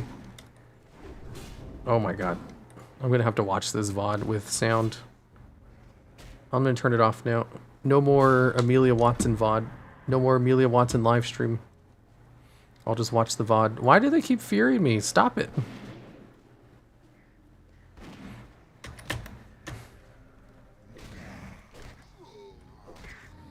Stop attacking me. It's annoying.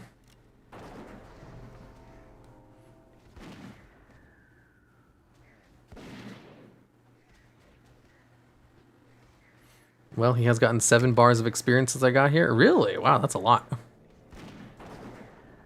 My pet's gonna die. I don't have any mana to heal him. Maybe I can rapid fire before they get to me. Accelerator, you got this. He leveled up mid-fight. He was doing well.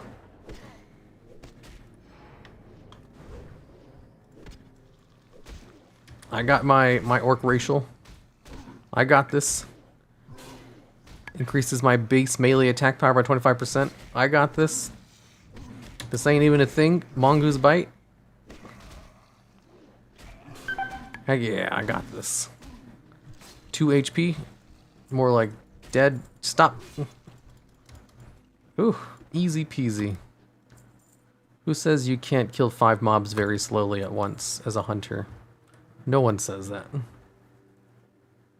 Got any upcoming Gunther Arcanus fanfictions? Yes, I have 3 of them in the works.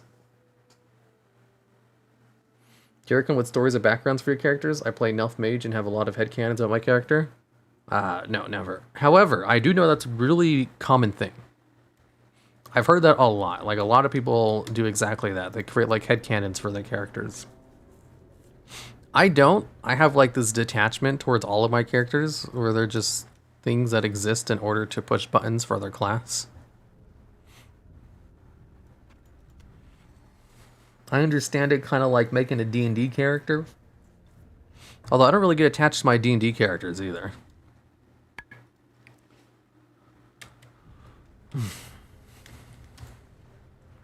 Enter the building over here. Can I enter this building without getting caught by these things? Oh shit, there's so many. Ah!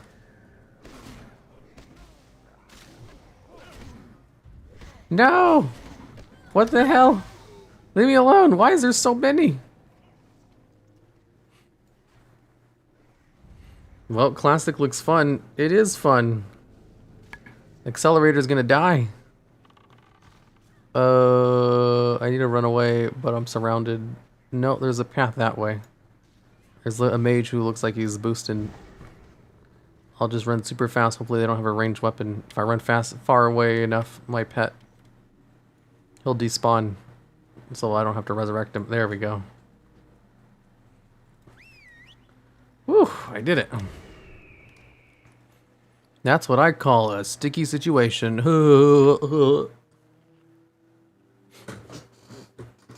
I would never, because my main is themed. God damn it, stop attacking me while I'm eating.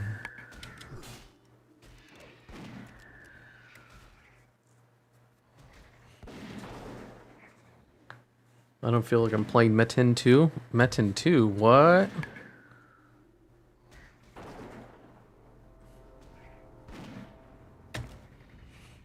Just want to drop in and say thanks for the content. Randomly stumbled on your Yu-Gi-Oh channel recently and binged it despite never playing the game. Wow, that's crazy. I do dumb down a lot of the videos, but even then you have to have a basic understanding of the game to really understand what I'm talking about. Dumb it down, I mean, like, I make it for, you know, my target audience is like people who probably played the game a little bit in the past, but don't understand the new mechanics very well, or just basic card jargon. So I try to overly explain everything for like a newer casual audience. And I think I owe a lot of the success of that channel to that. I don't know how I'm gonna do this quest. There's too many undead in there. How do I even do this? Do you watch any YouTubers besides VTubers? Yeah, I watch a shit ton of them. I watch way too many to list. Watching YouTubers is my market research. My character builds a core reason why I play WoW. Oh, your attachment to the characters? I could care less. That's why I've swapped my mains like 4 times since I started playing the game, I guess. I'm not attached to it. Like, I remember back in MoP, I moved to a new guild that was on a different server. And it was cheaper to boost a character on that server than it was to transfer my character. So I just did that. And then BFA, when they released Zandalari Trolls, I was like, I want a Zandalari Troll, and I have to move to a new server. So I might as well just boost a new troll on that server, rather than transfer my character. God damn it, stop! Stop attacking me.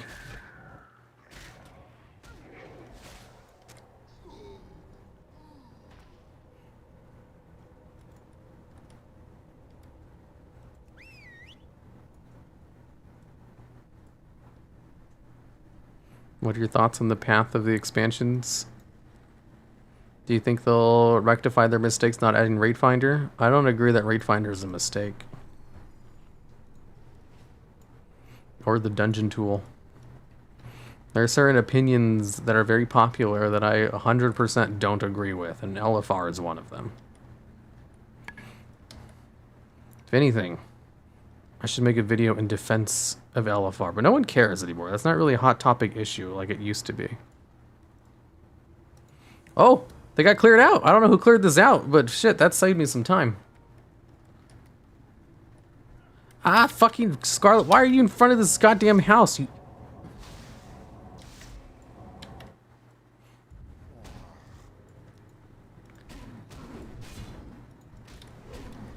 Stop following me. Ah! There's too many. I can only slow so many of them. And then there's spiders. Fucking spiders. I just love my highborn named London Frog. That's funny. I thought they would touch LFR and the Happy Rage. Yeah, like, there were some problems with LFR at launch that they eventually fixed. And the only big problem with LFR now is that it still has a negative reputation from its rocky launch. And, like, just an elitist point of view where you're not allowed to see a raid unless you do it on a hard difficulty. Like, because LFR is like the story mode version of raids. If you want to see the raid, you can always do the LFR to at least experience the story of it. And there are some people who just fundamentally disagree with you being able to see a raid unless you do it on a real difficulty. Which I don't agree with. That's kind of an elitist viewpoint. You know, if they want to do the story mode, let them. Nice. Locked away. Hunter, best class of vanilla and classic. You're right, Dark Wolf of Terrors. I collected the key. It would look like a skeleton that spawns here and walks around this area. Kill the wandering skeleton. Okay. Where's the wandering skeleton? Skeleton, cadaver, blingatron, rotting cadaver, the wandering skeleton. I don't have a guild to LFRs, only when I to see stuff. Yeah, like that's exactly like what it exists for. The problem with early LFR was that it was a legit avenue of acquiring gear, so everyone had to do it. And like it was a really good way to fill out your set bonuses. So you had to run it every week in order to get the set bonuses. And when there was Titan Forging, it was sometimes a good way to get an upgrade, because Titan Forge and LFR meant you could always get an upgrade from somewhere. So high-end people were forced to do it. When they removed Titan Forging, they removed tier set bonuses from LFR. That kind of fixed the big problems with it, where they were forcing people who do play like the real versions to also do the easy mode. And when they removed the incentives for people to get legitimate upgrades from it, there's no reason to go in there anymore. So now it's exactly what it's supposed to be, just a story mode. There's nothing wrong with that. Unless you're an elitist who don't think people should be able to see the raid unless they do it on a hard difficulty. And that's literally an elitist point of view.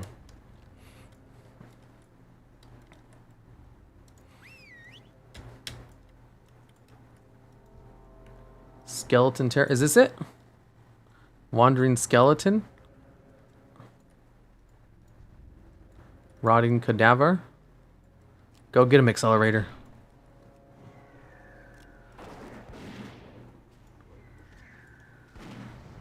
Hey, here, I'm still waiting for top 10 best music videos. What the hell? You mean HoloLive stuff? Dungeons, raid finding games, and bad apples, but it's a way for everyone to enjoy the content extent. Man, I have so much more problems with dungeons and raids when I pug them rather than Dungeon Finder. Dungeon Finder is so nice and chill.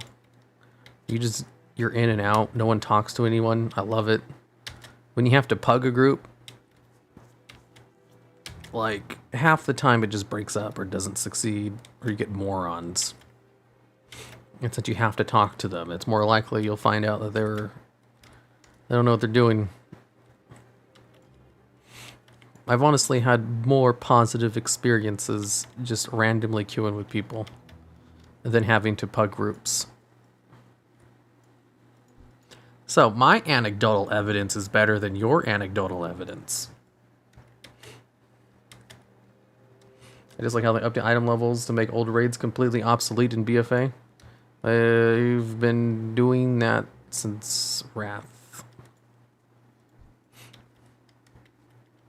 Send me a line side, I got myself and 2 friends, all making shamans, meeting arena, all elemental.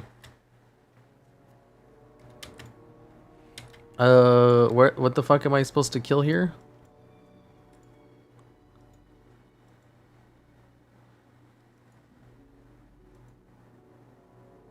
I'm supposed to be looking for the wandering skeleton. Alright, let's go look for him. I did so many LFR N'Zoths. Oof, I never did that. That's scary. I was more scared of LFR N'Zoth than heroic N'Zoth. What's your thoughts on the 35 character transfer? Personally, I don't care, but I think the criticism towards it being too high is valid. And I ain't got nothing positive to say about it.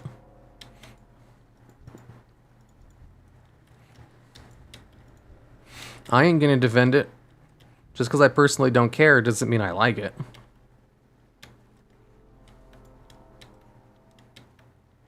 Only thing though is the Chromie update. You can't queue into a dungeon from any expansion. Oh yeah, that'd be a cool idea. Time walking raids. Time walking raid finders. Why don't they do that? Get on that, Blizzard. Where the hell is this wandering skeleton? How come there's no wandering skeleton over here? I'm looking for a wandering skeleton. Had to be spooked for a second. I should just kill shit while I'm waiting for the wandering skeleton to spawn.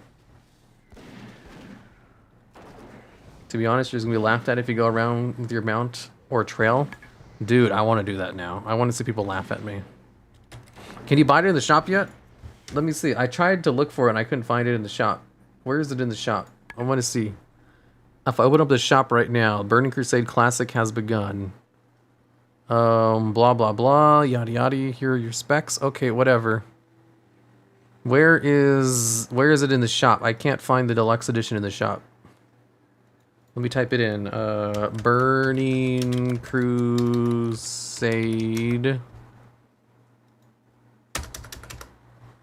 I can't find it. I don't know where it is. I don't know where this... I can't find the Burning Crusade Deluxe Edition in the shop. I want to purchase it before it's gone. What if they run out? The Wandering Nothing.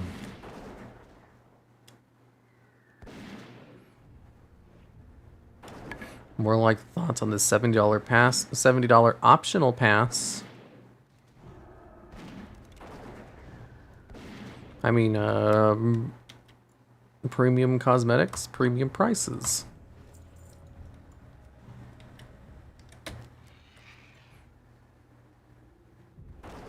I'm confused. You seem to like the game, but you're still at 60? Oh, it's because I spent all my time playing retail. I only ever play Classic on streams, and I stream for like once a week for 2 hours. It's very hard to... Here, let me show you how much time I have played on this character. I have 8 days of total playtime on this character. All that time has been spent leveling. Leveling in Classic just takes fucking forever. I'm surprised I can use poison on this. Aren't undead supposed to be immune to poison? How is he being affected by poison? He doesn't even have veins or an artery system. I think you would find it until TBC launches because it comes with the character boost. They usually sell it early though.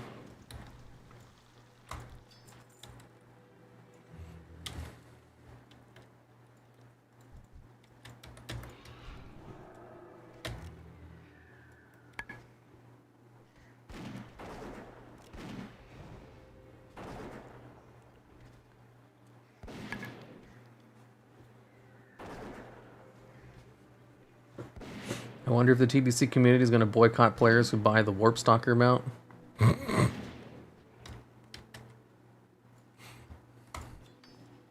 Why? What would that accomplish? Just seems like a really petty stance to take.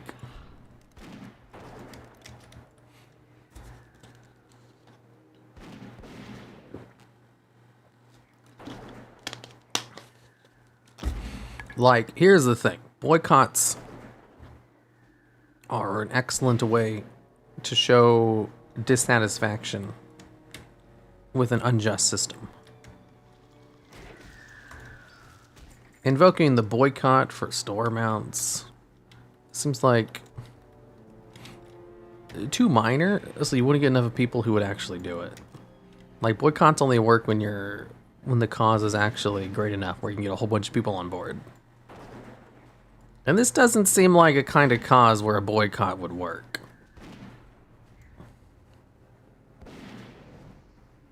It's like, who cares?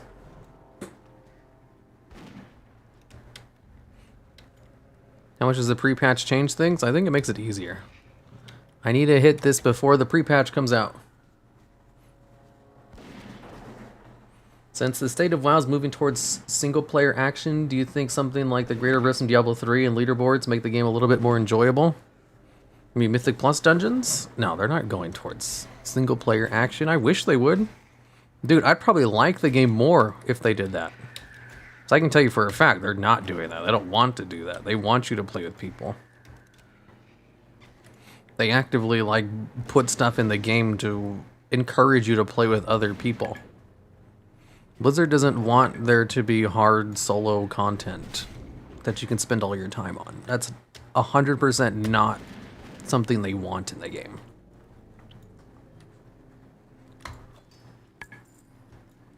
If they put solo content in, that's difficult. They want you to be able to do it with your friends.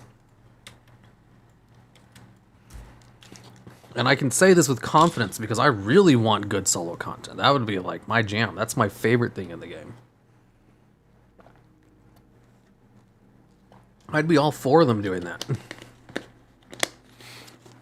Which is why I can sadly say that's not the case. That Blizzard really wants you to play with other people. And I hate it, because I hate people. Oh, did I get the key? I was just killing random shit. Oh, here's the wandering skeleton.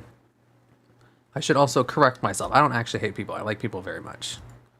People are very entertaining. What I don't like is having to group up for everything. Because sometimes you group with idiots who don't know what they're doing, and it's really annoying. You have to find a new group. And sometimes you group up with people like that multiple times in a row.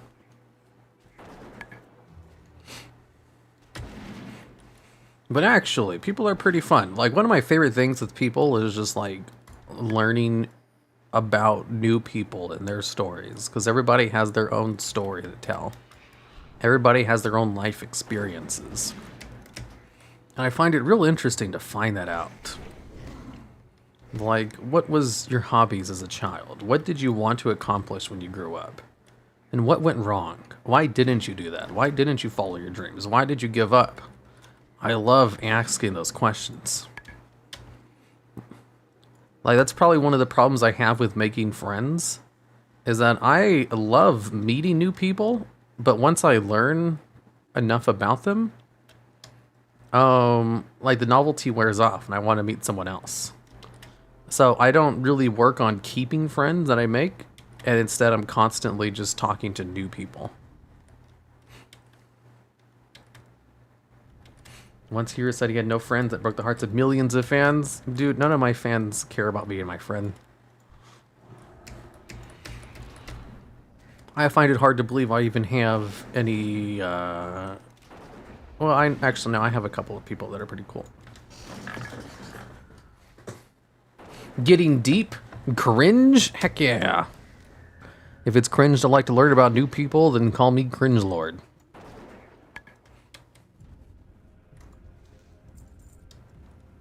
The Slime Serpent is a difficult solo challenge mount you can get by soloing the... Oh, yeah. Yeah, they have occasional things like that, but that's not into, like, on the same scale as a Greater Rift from Diablo. A Greater Rift is like being able to solo Mythic Plus dungeons and get rewards equivalent to completing a Mythic Plus dungeon. Having a niche solo challenge in order to unlock a mount isn't really the same level at all. It's a fun thing, cool. I applaud them for having it, but that's not on the same level as, you know, adding large-scale solo content to appeal to solo gamers, because they don't care. That's 100% not what they want to do. They want you to play with other people at the top end. They don't want you to do stuff at the top end by yourself.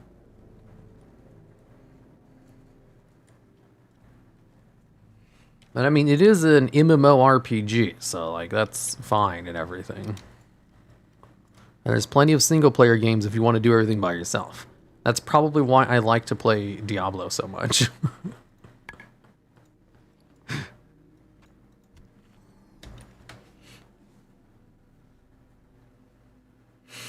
I want to be your friend. No, no one wants to be my friends. A true sociopath. I don't know about that. Would a sociopath enjoy meeting new people? You just meet people, use them for your own entertainment, and then you discard them? I don't discard them. I'm nothing but polite. What happens is, in order to maintain a friendship, both parties have to put in an equal amount of effort. I just don't put in my required amount of effort, and eventually, they just stop too. Not all the time. I still have friends. I have one friend who lives in the same state as me, and we'll talk like once every 3 months. And then we'll talk as if we hadn't not talked for 3 months. It's just in order to maintain friendships, you have to put in effort, you know, to go out of your way to do it. Did I level up? No, why did my gun skill level up? It takes like work. Even being on maintenance mode. you know, requires the minimum of just saying hi to them every day or hanging out eventually. I don't do any of that. And so it's 100% on them if they want to be my friend or not. And I'm just not likable enough for people put up with me. So you ghost people? No, I don't ghost them. If they message me, I message them back every time. It's just eventually they get tired of having to initiate all the conversations, so they stop. That's all it is.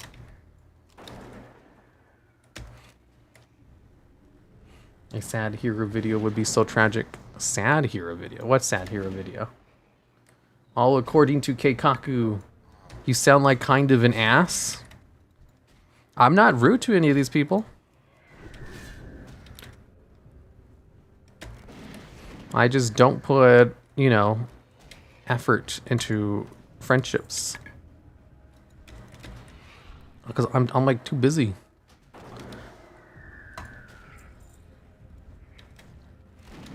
I'm always very nice. If they ask me to hang out, I'll accept if I'm not busy. I always say yes. The thing is, I just never ask to hang out. I don't think there's anything wrong with that. If they stop wanting to be my friend, I totally understand. That's the thing, but I'm never actively rude to any of them.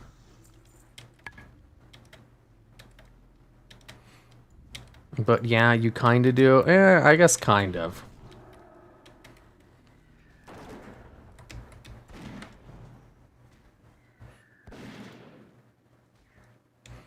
I guess kind of. I don't have any intentions of being an ass. And I'm nothing but nice to them. But I don't go out of my way to start conversations. And I don't go out of my way to invite them to hang out. And eventually they'll just stop talking to you. And I'm not doing this so that they'll stop talking to me. That's not the intention. It's just eventually they do. I think that could be the miscommunication. It makes it seem as if I do this on purpose so they'll stop talking to me, which isn't the case. Like, they can message me, you know, a year from now after not talking to me and ask to hang out, and I'll always say yeah. I'm not doing this so that they'll leave me alone. This is just how I do things.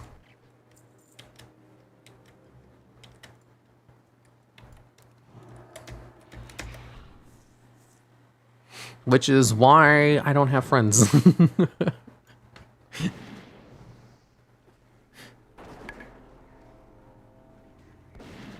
No, you are very rude, not nice at all. You don't invite them to hang out.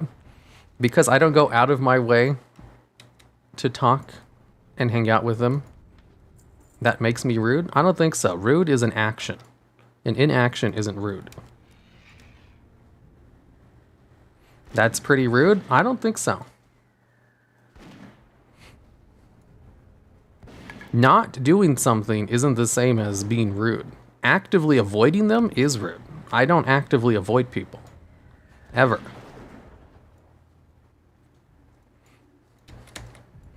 Like, I sign into Discord, and I'll have the online button on all day.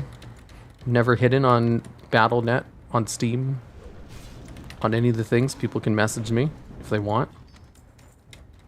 And I'll respond every time.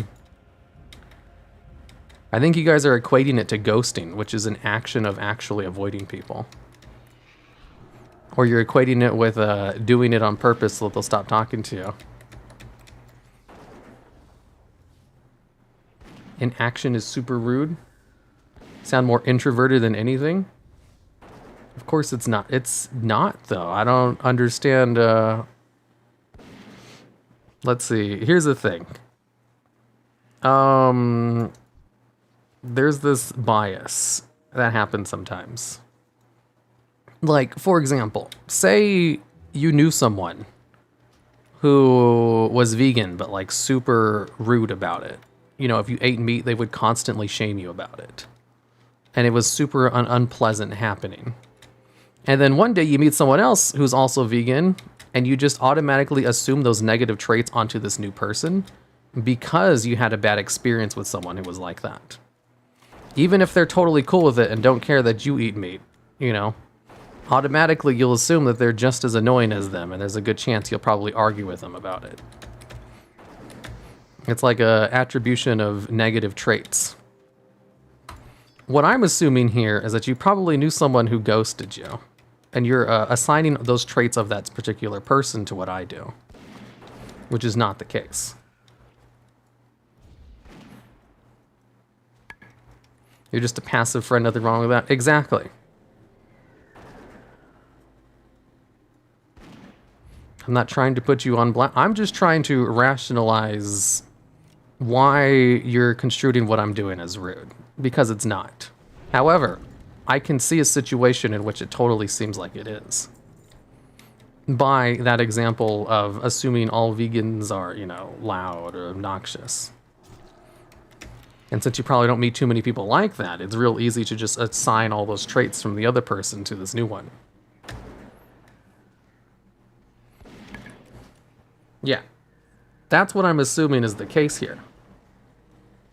Because just assume all my interactions are friendly, not dismissive. I just don't initiate the conversations. And I always say yes if they ask to hang out.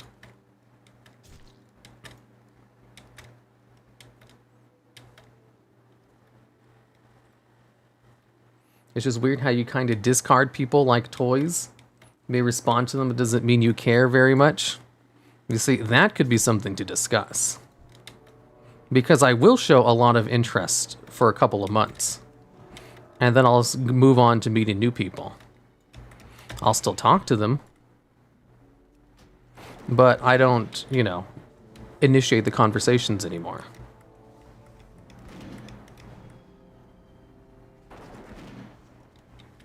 I assume that was your video voice? Yeah, it is kind of the same.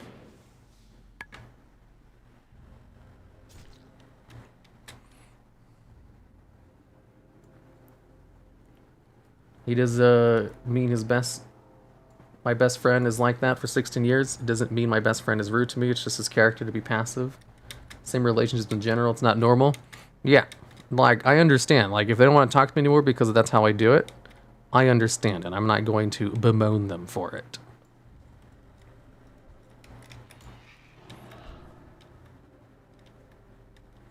Throwing them away?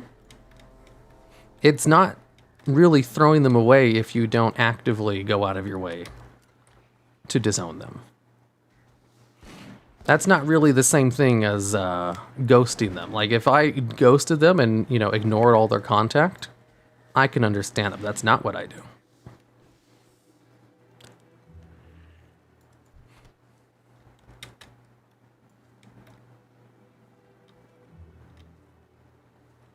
You think a constant work schedule could contribute to not keeping a consistent friend group? Oh yeah, for sure. I work too much.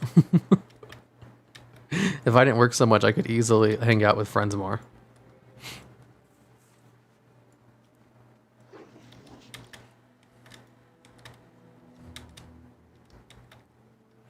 Regardless of whether you actively keep your friendships on interaction or just passively, real friends will be there for you forever. My two best friends. Yeah, I have some friends that I've known for like 10 years. We'll go like months without talking and then hang out. That's not really normal, though. Usually you have to put in effort to maintain a friendship. And if you're able to maintain one through years of not talking or constant updates, I think that's just kind of a, you know, a weird personality quirk that two people would share where that's okay. I don't know if that's really a common thing.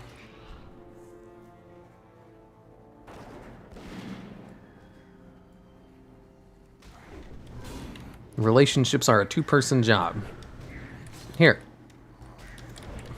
Let me ask you something. If you had 100 friends, would you put in the effort to talk to all 100 of them every day? And if you don't, does that make you a bad person for not talking to the ones you miss? The answer, of course, is obviously not.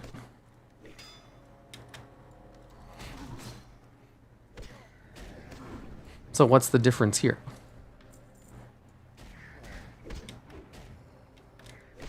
I understand how you feel. What do you do for a living? YouTube. Can't really maintain a relationship if only one person puts in the effort. If you're in a relationship, like a romantic relationship, oh yeah, for sure. I've never been in a romantic relationship before, though, so that doesn't really apply to what we're talking about, nor is that what we're talking about either. We're just talking about normal friendships, not relationships. If you're in a relationship, you don't put in any effort, then you're kind of a scummy person. I agree. But we're not talking about romantic relationships. We're talking about friendships. Is that where the confusion came from?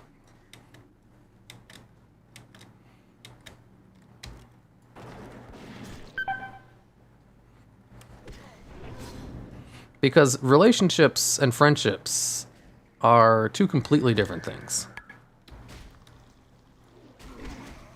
There's some similarities, but they're not the same.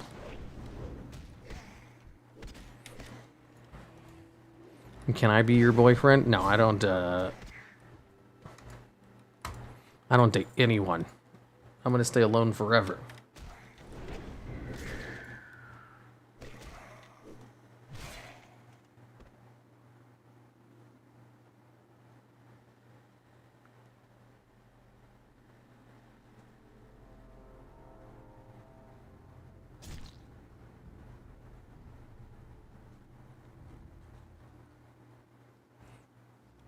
I have to think there was some confusion here.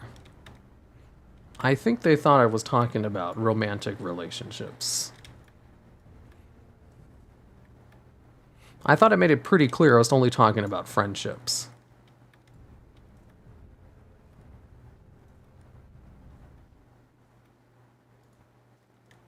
Yeah, go through times where we don't talk to friends for a year, but when we meet, it's like nothing ever changed. Yeah.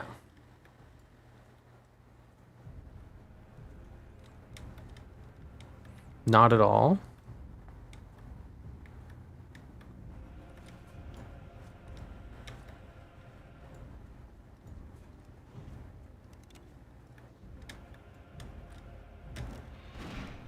I know what you were talking about.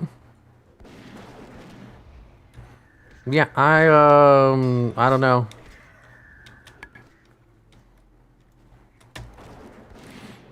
All I can say is, I'm not rude. I think you're just attributing some characteristics on me from a bad experience. I don't agree on how you free friendship. That's fine. But I can definitely tell you I'm not rude about it.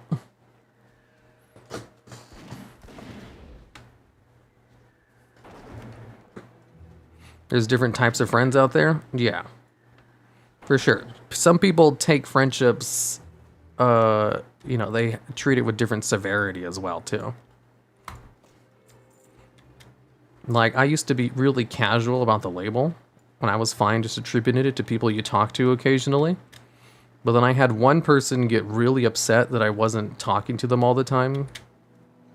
And I had to, like, really lay down some ground rules. Of, like, if we're friends, you don't get to demand things of me. Or get upset because I don't talk to you every day. Or because I won't go out with you, because I keep saying no.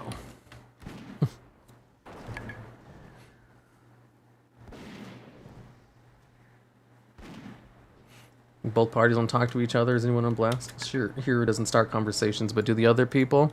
Yeah, it kind of goes into the explanation. If you have 100 friends, are you rude for not talking to all 100 of them every day? No, of course not.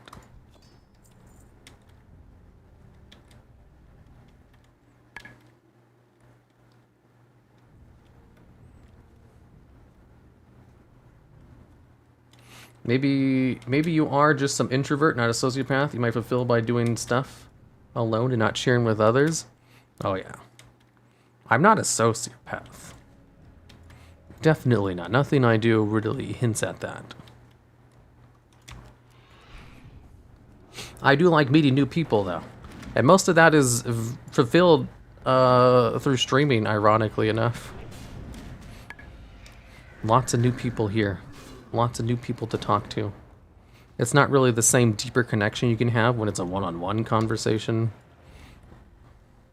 But it is a different kind, and it's still rather enjoyable.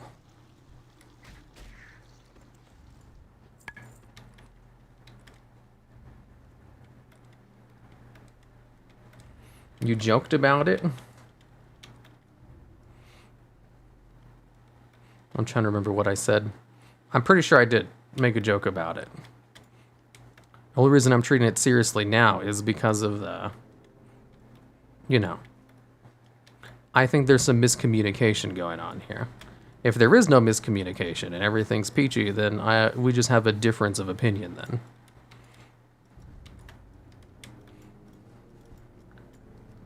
Because I can't see me agreeing that not going out of your way to talk to all your friends is rude.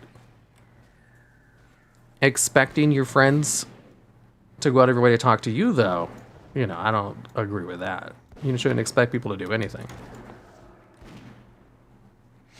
It's definitely part of a healthy friendship if both friends put an equal amount of effort into talking to each other.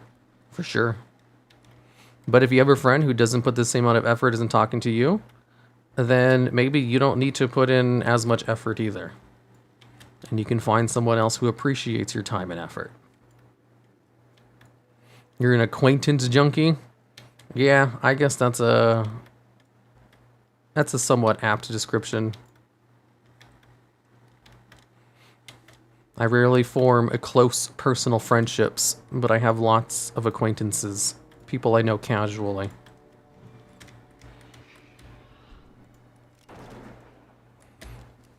People throw around the word sociopath too much. Maybe, I don't know. I rarely see it. What's gonna be your next video? I have no idea. I have a script. Oh no, my thing is full.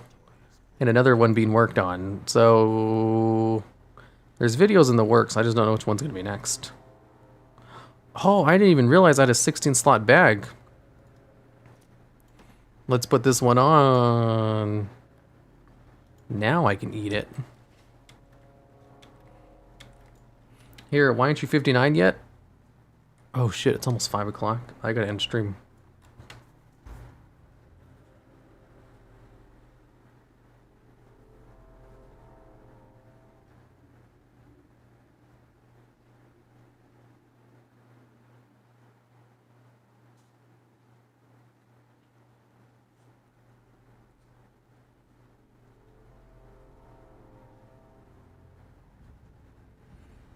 Chicken burrito.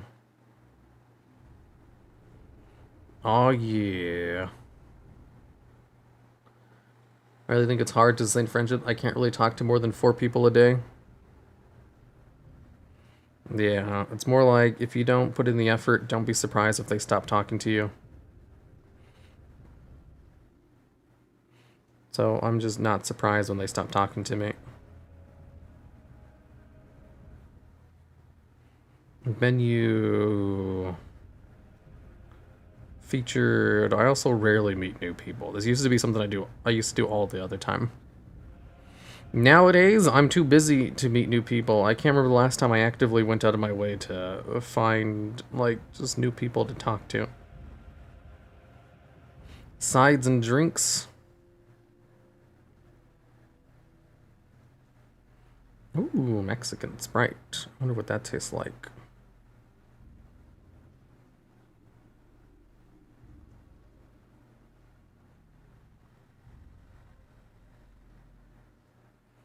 Nice, nice.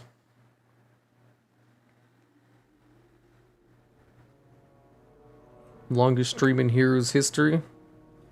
I used to stream my raids. Those were pretty long. This one isn't even that long. The one where I did Torghast was way longer. Mexican Sprite is a bit sweeter because it uses real sugar. Oh. Yeah, I definitely shouldn't get that then. I don't need more sugars except locked away upstairs in this building. Where does this take me? To Undercity? Yeah, I'll probably just do that.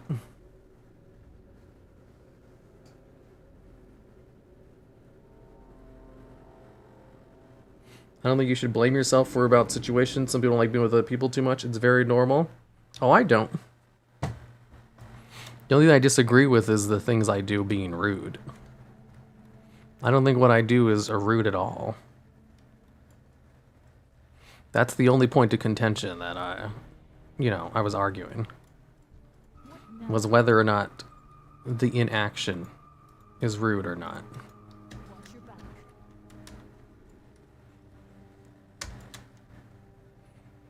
Royal Overseer.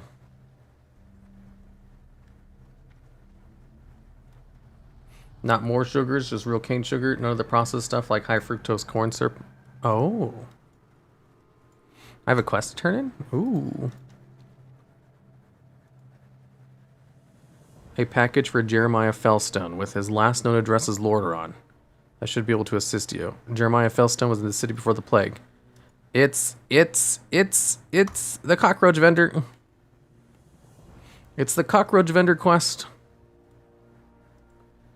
Oh my god, I've made so many videos about this, and I've never had footage of it before. Because it's not in the game.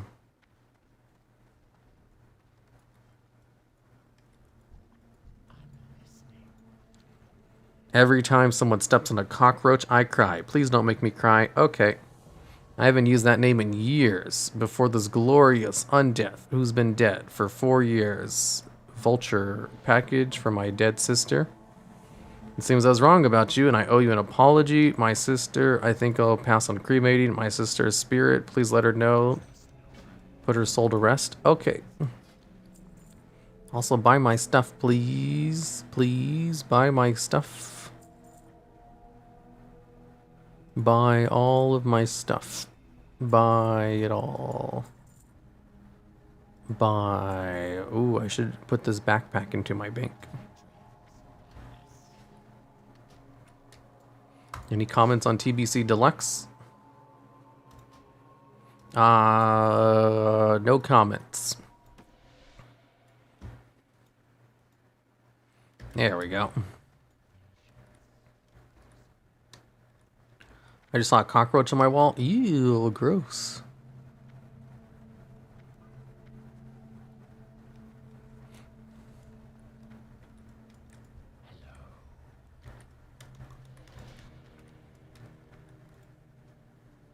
Troll beans leggings.